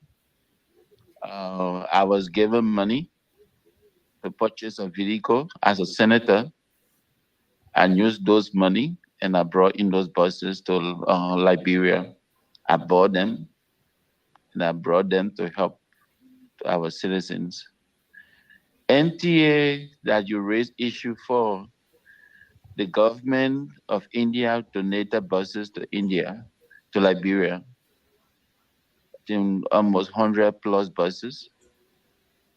Laws are in place. Proceeds from those buses, they should have been able to service them, buy parts, and they're not raising the money. They're not doing anything. I have gone visited the Liberia Transport Authority and found out what's going out there. At one point in time, documents burned and what have you. Even the previous administration, these are the same old story. Also, let me speak a little bit on the schools. I have presently 4 schools, 4 grade schools. Those schools have been in existence before even I became a representative and now a senator. I worked for Jefferson Baptist Mission in Oregon.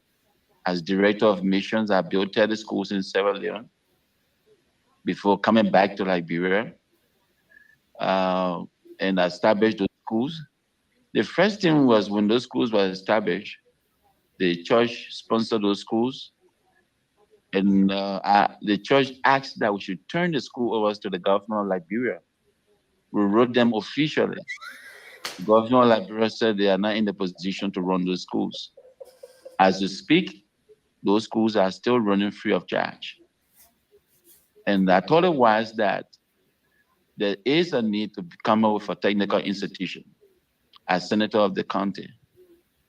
And it's been successful. There was a test case where I trained more than 2,000 students who are today in the market in Liberia.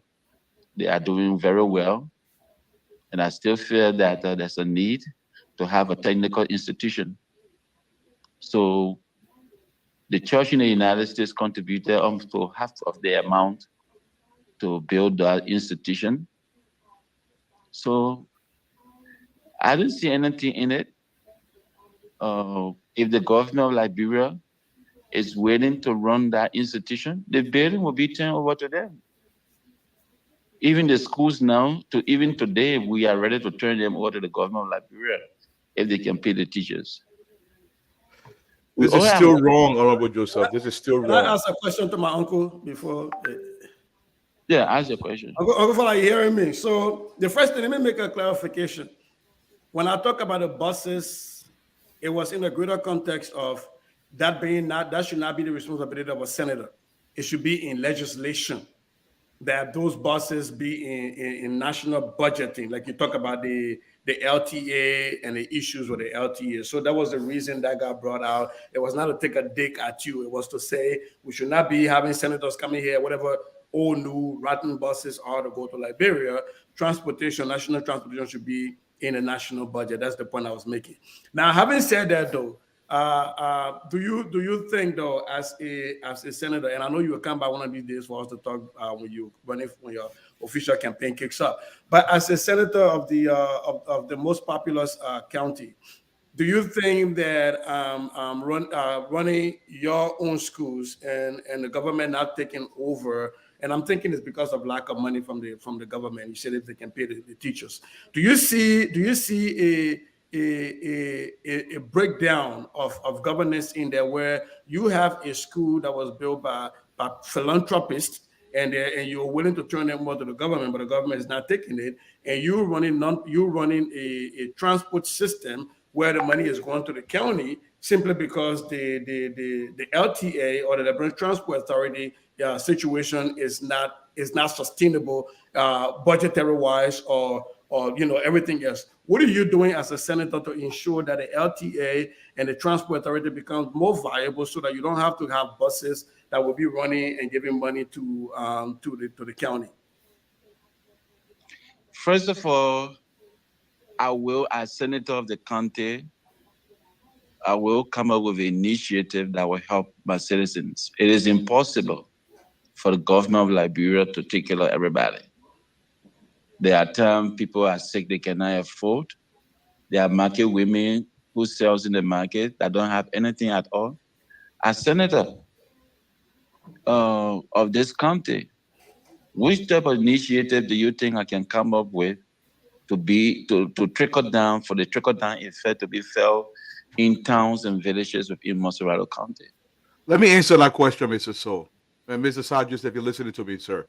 Look, Mr. Joseph, basically, your actions by going to the private sector to create businesses is actually robbing Liberia directly. Your responsibility is to create an enabling environment. You just have no time whatsoever to run any business of any kind. The mere fact that you build a school, you're weakening the state. Let me finish, sir. You're weakening the society by you building the school. No one person can build. Let me finish my point. No one person can build a school. But it seems everybody in the country is building a school because they're this quasi location. They're not even qualified to become schools. They cannot be run properly. The state must organize this. The reason why the state has the bulk of the resources. But when you guys are fragmenting the state in this faction, you're weakening the entire society. Spend your time with legislation and expanding the economy so this can trickle down. Not you individually. It should be trickled down by the society. I'll give it back to you. All right. Okay. Let us. Mr. Saye. Hold on 1 second, man. Okay. Yeah. Y'all leave my uncle. Let my uncle sleep tonight. Begging you. So it's good to have this conversation. When one is sitting down somewhere, you think you sat down and then you say, okay, what can I do to help? And then you come up with a program and help and create it. It's successful and turn it over to the county. Is it wrong? It's not wrong. It's wrong. That's your view. Give me a chance. Let him make his point. And as you are speaking, I gave you a chance. Give me a chance. It's not wrong for me to help to reduce transportation in the country. It's not wrong for me to come up with an initiative that the county will have resources to help its citizens. That's why you think it's wrong. If it is wrong, come in Liberia, ask the question in the community. What make it wrong? I don't see it wrong. Which type of legislation that is not on the book? Bring the legislation that you think that needed to be passed, that is not on the book. We have all of the legislations. Liberia don't just need legislation. Liberia need an activity that will move this country forward. They need fasting, because you were just talking about initiative. You know how much initiative I have been in before I was asked to get involved to help. I see my involvement getting into politics as just an opportunity to help the citizens. Do you know the job I was doing before getting involved? I just told you about 30 schools that are built in Sierra Leone. Have you seen any of my schools? Try to check on me. Go and ask the Jefferson Baptist Mission in Oregon. Go see how much money they sent over and what we did with those money to build schools where refugees were living. So we have come up with a successful program, and as senator, I must be able to think and come up with initiatives that will help the citizens. Laws are on the book. Which type of laws are not on the book? We even have laws on the book to clean, that the city must be clean. Is the city clean? The city is not clean. The citizens, everybody eat on the street, they just drop it on the road. When you try to enforce those laws, you know what happens? These are the issues. So I'm coming up with... Joseph, I presented a proposal to the city to clean the city and create jobs in the country. It sits on your desk. Even the president himself got hold of that proposal. You're very hierarchical structure in the society. Look, you guys don't want solution. You're trying to individualize solution and you're killing our people. You don't need to submit a proposal to the government. What you need to do is to come up with a program where how do you yourself do it, run it. That's why it's a successful program. That's what you do. I have done it, sir, Joseph. Okay. Well, so I got a question. I don't know. I would like to come in.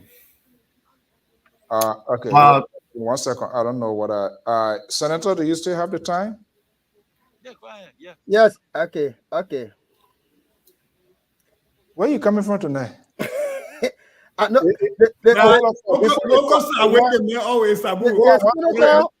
on, Janetta. We getting a result for the 70K?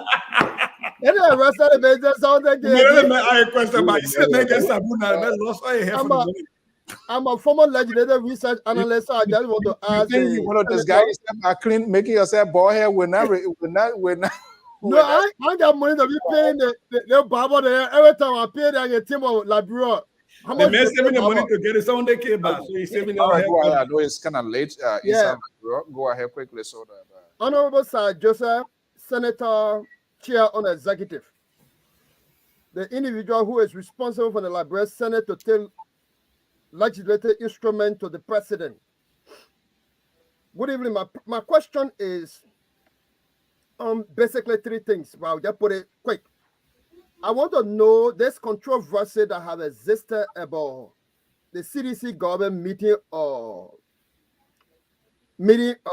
book economy talk for talk between President Weah and Madam Salif over a period of time. When will you guys as legislators build up the courage to expose to the Liberian people or inform the Liberian people about a turnover note, whether the country was realistically broke or it is a propaganda spin? That's one. The designated sanction officials, what are you doing as a legislator and as a senator who have a responsibility on instrument? What is the advice, whether be it from the CDC, legislative camp, what have been the piece of advice since the president promised us that there will be investigation, there will be committees set up? And the last one here is the RIA rule that connect Margibi and Mensorado County, that the public works minister has confessed publicly that she has, the East International does not have what it takes to execute the function of the rule. And that is the only biggest international airport that have turned to be a death trap for people who will be coming overnight. What has been done in regard from the legislative arm, or what information that you have that you can help the audience with today? My uncle only came here to talk about the buses, but you brought a whole dossier today. It's an opportunity. We can have it all the time. He even get the money. We asking him, he say the man in jail. We man in jail. So just know the man on the government authority. Okay. Let us answer. We will try to arrange a proper time to have this. The East Road, the RIA road, as stated, even from Margibi to Mensorado County. The minister raised issues, and we did our investigation. The chairman on Popular Work was able to send members of the committee that was mandated and asked chair on an executive, also made a follow-up. It was good that the Minister of Popular Work raised on the issues at the road construction, how it was very slow and what have you. I think since that around, East was able to also some of the responsibility to another company as well. And that company is doing extremely well. You can ask individuals who you know that you can send there. There are a lot of efforts that have been made concerning the roads. The road, you have one block coming from RIA to Morovia, and then the one from EAW Junction going towards Margibi. I think with the also done made by the East to another company, I think I want to commend the Minister of Public Works for raising the alarm on critical issues relating to East. And a lot of efforts have been made, and they are doing extremely well. So for now, on the road issue, I think there have been a lot of efforts, and I can safely say for me, the company that took over that portion is doing extremely well. And Senator, the Ministry of Public Works is that a new company? Is it a new company? No, there's a company that they also some of the work to. Oh, okay. Yeah, they are doing extremely well, and we have also mandated that the Ministry of Public Works, instead of just 2 engineers, they have personally 5 engineers that monitor all of the activities of the construction process. So they are doing it well. You hopefully we will find time, make time, special time, so that we can have this maybe extensive conversation to your campaign. We run no time, man. You left from here almost 3 weeks. You just see you here. You even come and report. You want Senator want to talk something. Where's that? Yeah, you talk about the issue of the sanctions individuals. That's why you're talking about. Yeah, the designated individuals. Yeah. First of all, what does our law says concerning those individuals who have been sanctioned? So what I did personally as chair of the executive, in order to have a complete oversight on this issue, was to write the U.S. embassy for me to have audience with them. I met them and asked questions. What's the meaning of the statement made, and how does that trickle down to the Liberian Senate? They made clarity that it is the right. There's no law on the book that stopped them, those unsanctioned, for getting involved into elections at all. So we're looking at the National Election Commissions. Look, what does the election law says, and then or towards that. In terms of investigation, the president has said they're going to do the investigation. We're waiting for that report of that investigation. No member of the Senate has raised issues relating to that matter. So we're waiting to get results that come out from the president. Honorable Senator, has the investigation started? Well, I don't know whether the investigation has started, but the office of the president said that they set up a committee to do the investigation. With a chair? So we're waiting for the outcome of that, that investigation. Don't forget, the individual that asked the question know the meaning of serving as chairman and executive. So we're waiting for the outcome of that result of that investigation, and then we can act on that. All right. Well, Senator, I want to thank you. And nearly every night I think Mr. Jones had a question though. Who? Or Mr. Jones? Okay, Mr. Jones. Yes, sir. Leave for the senator. Well, I just wanted to make 2 points clear. I differ with Mr. Dwala on 3 fronts here. First, when he said the senator was in error of initiating school, initiating this boss thing. You see, we have to understand the type of personal yeah. schools. Yes. Even if I think we are talking about private sector initiative. Because if you disagree with the senator, then I think you could be one of those trying to kill the spirit of private sector initiative. So I would support the senator on that, and even support so many government officials that will come up with so many other things that will help our people. That one. 2, it's true that he's senator and he's running a school. I think for me, I will be concerned about the quality of school, about the quality of that institution, and how government can come in to help with the capacity of that school. I think that's where I will be coming from. Rather than saying I disagree. Yes. But the senator already said the school not even his school. So why are you defending here? I'll have to speak to that. Mr. Dwala said the school should be turned over to the government. All right. It should not have even been done by him. No. Okay. Hold on, guys. Hold on, guys. Let's have order. Senator Joseph?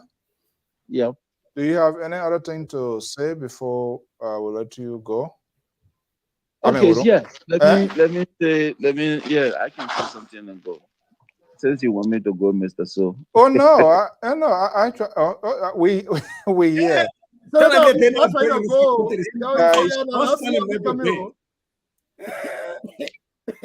And I call my uncle not kind here. You didn't know how we can do the thing local country. Then you want to send a man battle bit. You see the people there. Uncle Sally, man. Let me come in there. Yeah, go ahead. Senator. The schools are not my private property. Yeah. Those initiatives are initiatives that were put together. Let's look at this. During the Ebola crisis, I went to the U.S. in California, Chico. Brother Sampson, I think, went for me there. He drove me there. And then I got 12 ambulances and I brought them to Liberia. and I brought first responder and trained our Liberian brothers and sisters. Within 3 weeks, Ebola hit Liberia.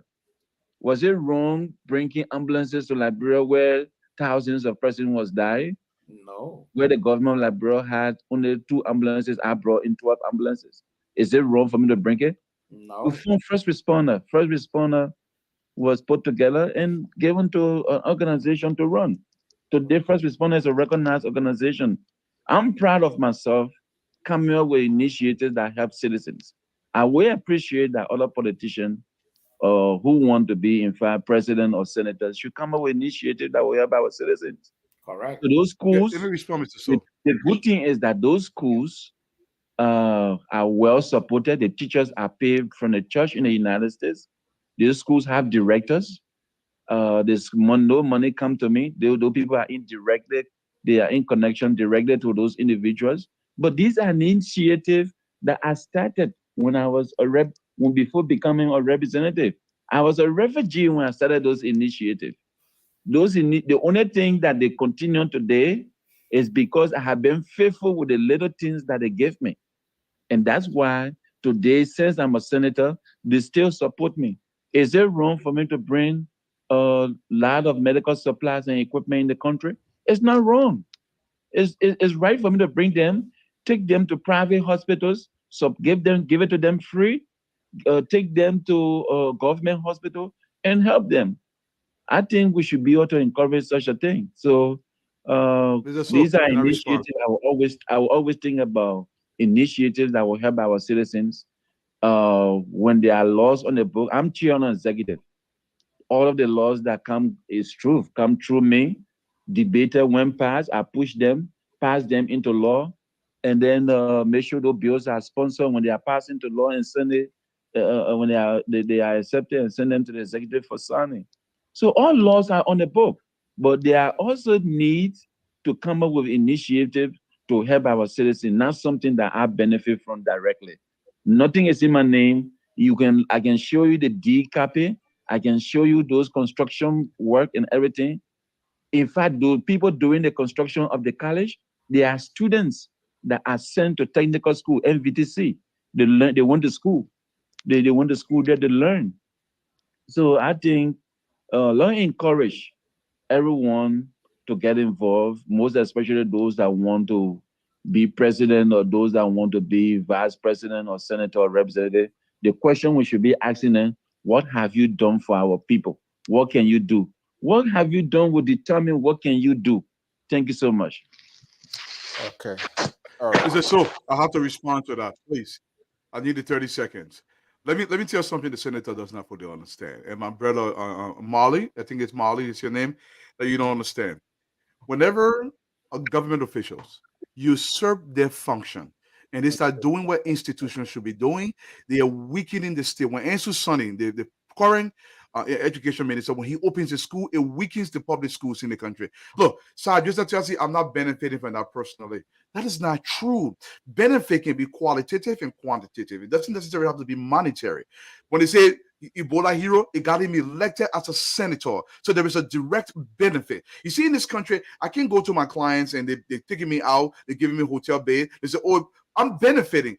Honorable Judge, I can bring ambulances. No There's free nothing lunch. wrong with that. But you have to submit the entire ambulance to the health ministry, not on the side Joseph's arm. Any representative can go out and lobby, but once they come, he has to go to the government institution. This is how we govern, through institutions. When George Weah claims everything in the country is a Weah project, it weakens the government. Our entire society weakens, and we deify individuals who are getting undue credit. This is a problem with it. We have to build institutions, government institutions, not individuals. That's the distinction, sir. I'll give it back to you guys. Okay. Well, we are gone over our time. We are just going to give 30 seconds. We got to go now. It's I imagine I came on like 7 o'clock. It's 10:30. Yeah, go ahead, Sissy. Yeah. So I don't know if I should call him Senator or Uncle Saye, but I think the point that Duarte is trying to raise here and the point that the senator is trying to make is that, look, the senator sees a need. Look, let me put out here, I have to be grateful. When Ebola broke out, I was in Monrovia. I had gone back for vacation. My wife was staying in Liberia. I was working on her paperwork to come back. And it was hard. My sister next to me died from Ebola. She does not have a burial site. She's the reason I got a tattoo on my body in memory of her, because she doesn't have a burial site. And everything we could hear everywhere was the only ambulance available was Saye Joseph ambulance.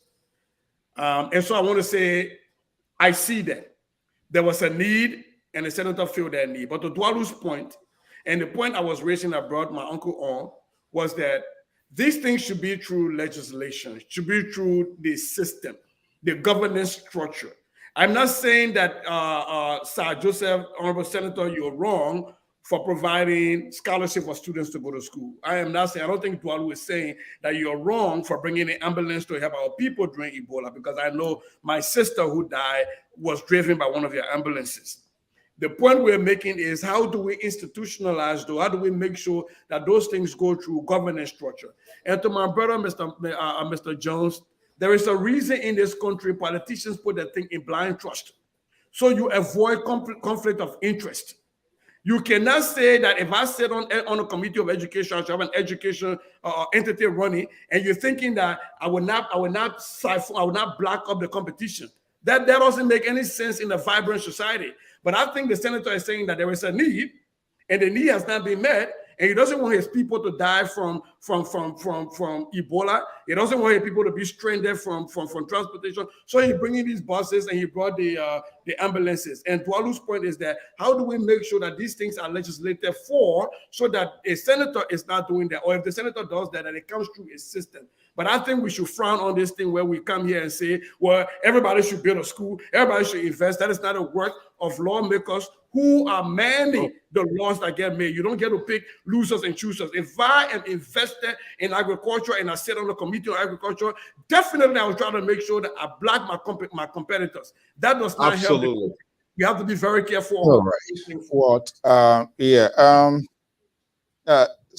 Senator Joseph, we all were into refugee camp for years before even coming here. And there are some.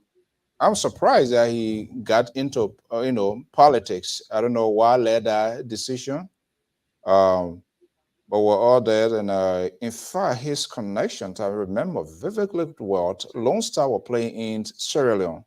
Lone Star ball broke down.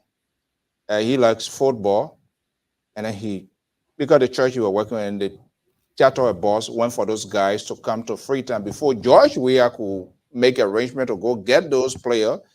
Out of a surprise, those guys were in town already. He didn't know how they got there, who brought them. I can tell you 100% because we were there, we followed all of those things. That's where his whole connection, I don't know whether that was his first time or second time, but I think that way he encountered George. All of us, some of us, people who knew, we all were like friends on that Bangafa, Camp Waterloo, doing stuff, with all this church support. Why would this guy want to go into a sort of toxic environment? But Liberia is such a country, but it is why it is. There's a trim, fair to measure. I'm not a guy who always like to something, but he started being like that for quite a very long time. He's not one of those that came. And in fact, Billy knows why we were saying, why you can't carry this here. But people that provide the funding here, before we can trust you, you need to produce. By that time, Liberia was in crisis anyway. So you need to produce right before our very eyes before we can even trust you.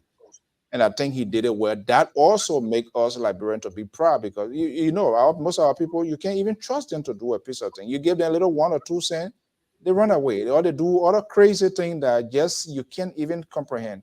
So that's kind of like also are good credentials to Liberian, especially a refugee, to trust you, to say, do this. And that was done. He played a part. But I hope the system in the country too will be changed. And I see where Dwalo are coming from. But I think that sort of humanitarian way of doing things, getting into government, makes it kind of very difficult that you can't see things going. But I hope the system kind of be fixed, so that people can there can be no compromise of interest. So even when you do it good, try to do it good. Because of politics, it would be misinterpreted, and it's going to take a long time for people to understand what you're doing. It's not like how the country is so vibrant. There's a division. You will not see a city mayor. You will not see a governor here doing certain things.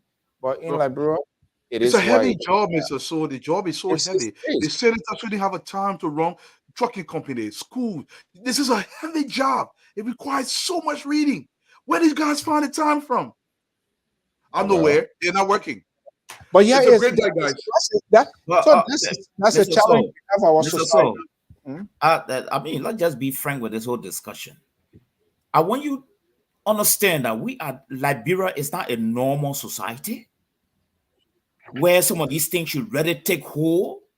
It's not happening. Even trying to bring it to normality. There's the whole issue of conflict of interest all over the place. Even So then fix it. Yeah, I come in now. Even the Minister of Health have got her own clinic running in this place there. Look, these are structures that continue to be run from time to time. You see, so what Mr. Dwalu are alluding to, those things work somewhere else, like in the Western world. In Africa, I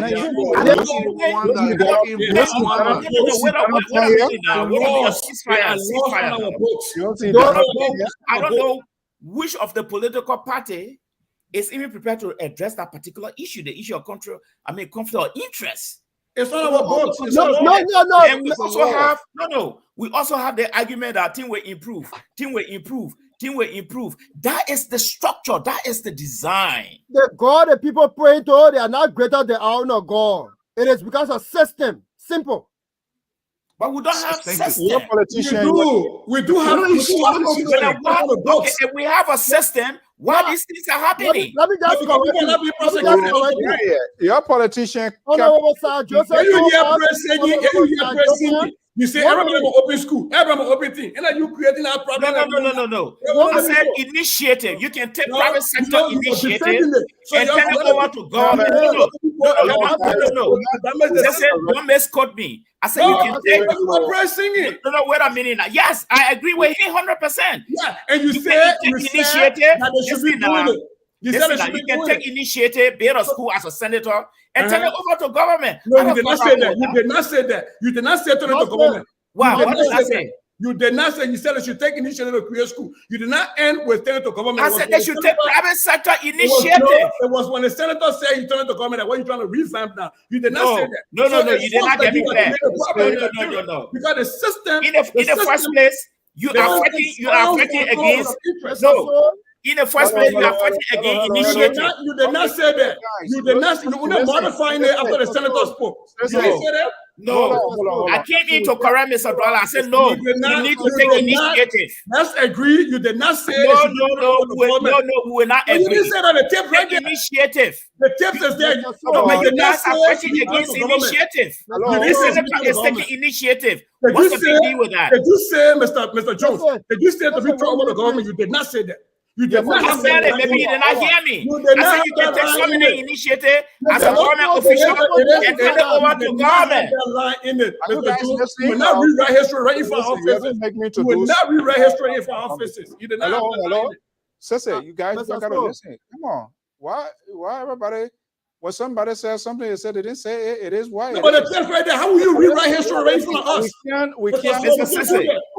Let me make my point clear. I said building of school, taking initiative. There's no problem with that.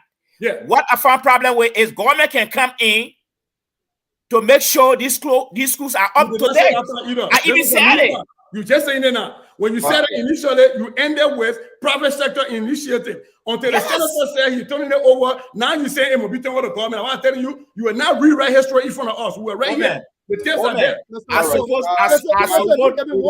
the senator 100%. But they own up to it. Don't try to edit it. We're right here. You can't rewrite history in front of us. We're right here. We gotta go. It's after. It's 10:45. 30 seconds, please.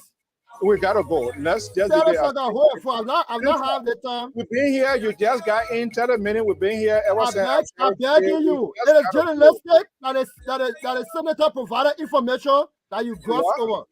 The senator provided information that was glossed over. The senator said that they outsourced East International. So which company As a journalist, you need to be key. Which company they outsource to? The library board don't know.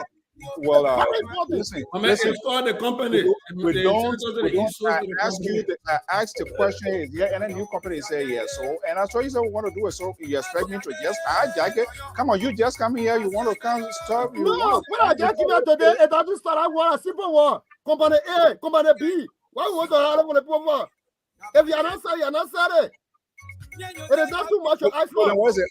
Why were you want me to call something that he didn't say? No, I said why we didn't ask him. That's a follow-up. You were on the phone. Why you didn't ask? Please put the comment up. They said Dolake brought it first for somewhere else. He brought it to our show today. Yeah, man. And the reason I'm asking, the public works minister came and said East International could not do the job. So did it pass through PPCC? That's the technical the senator said that the popular way, he said, is good that the popular way has realized it and there's a new company. It was not good. That is the state that you have. It was not good because it didn't pass through the PPCC correctly. So I want to put it there tonight? Huh? I don't want to put it there tonight. No, I 3 more conversations when he makes you have it.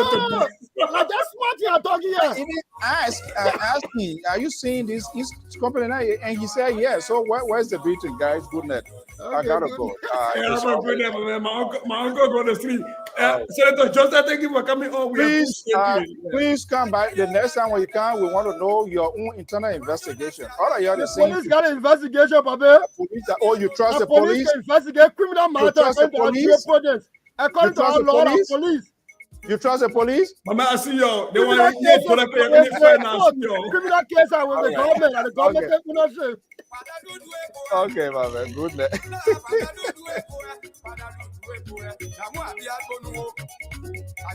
All right, guys. Thank you so much for the night. And that's how we're going to leave it. Sometimes it becomes a little bit heated. Not heated, but it's good that we have these conversations, different views. And it was good that he calls in, but we will arrange a time, perhaps, where we can have extensive conversations on some of these things that need clarity. We now know, like he said, East International is no longer dead. So the next question is to know which company there and what next. So hopefully we can get to the bottom line of this and get this information. Politicians, supporters, that's what they do. Political correctness. They back their own, they crucify others, and we have this sort of conversation. And they are also noted of having this sort of political correctness statement. They never address full conclusions when we need to be informed. That's the society we find ourselves in, and we'll continue to have this conversation. Senator, thank you for calling in. We all will respect our leaders. We can differ with them in views and their policies, but this conversation must be done in a safer context. And we must have the opportunity to have this sort of conversation to hear from them. Until then, I'm Alfonso Saye and Sort of the Liberia Public Radio and LPR-TV. Have a pleasant evening.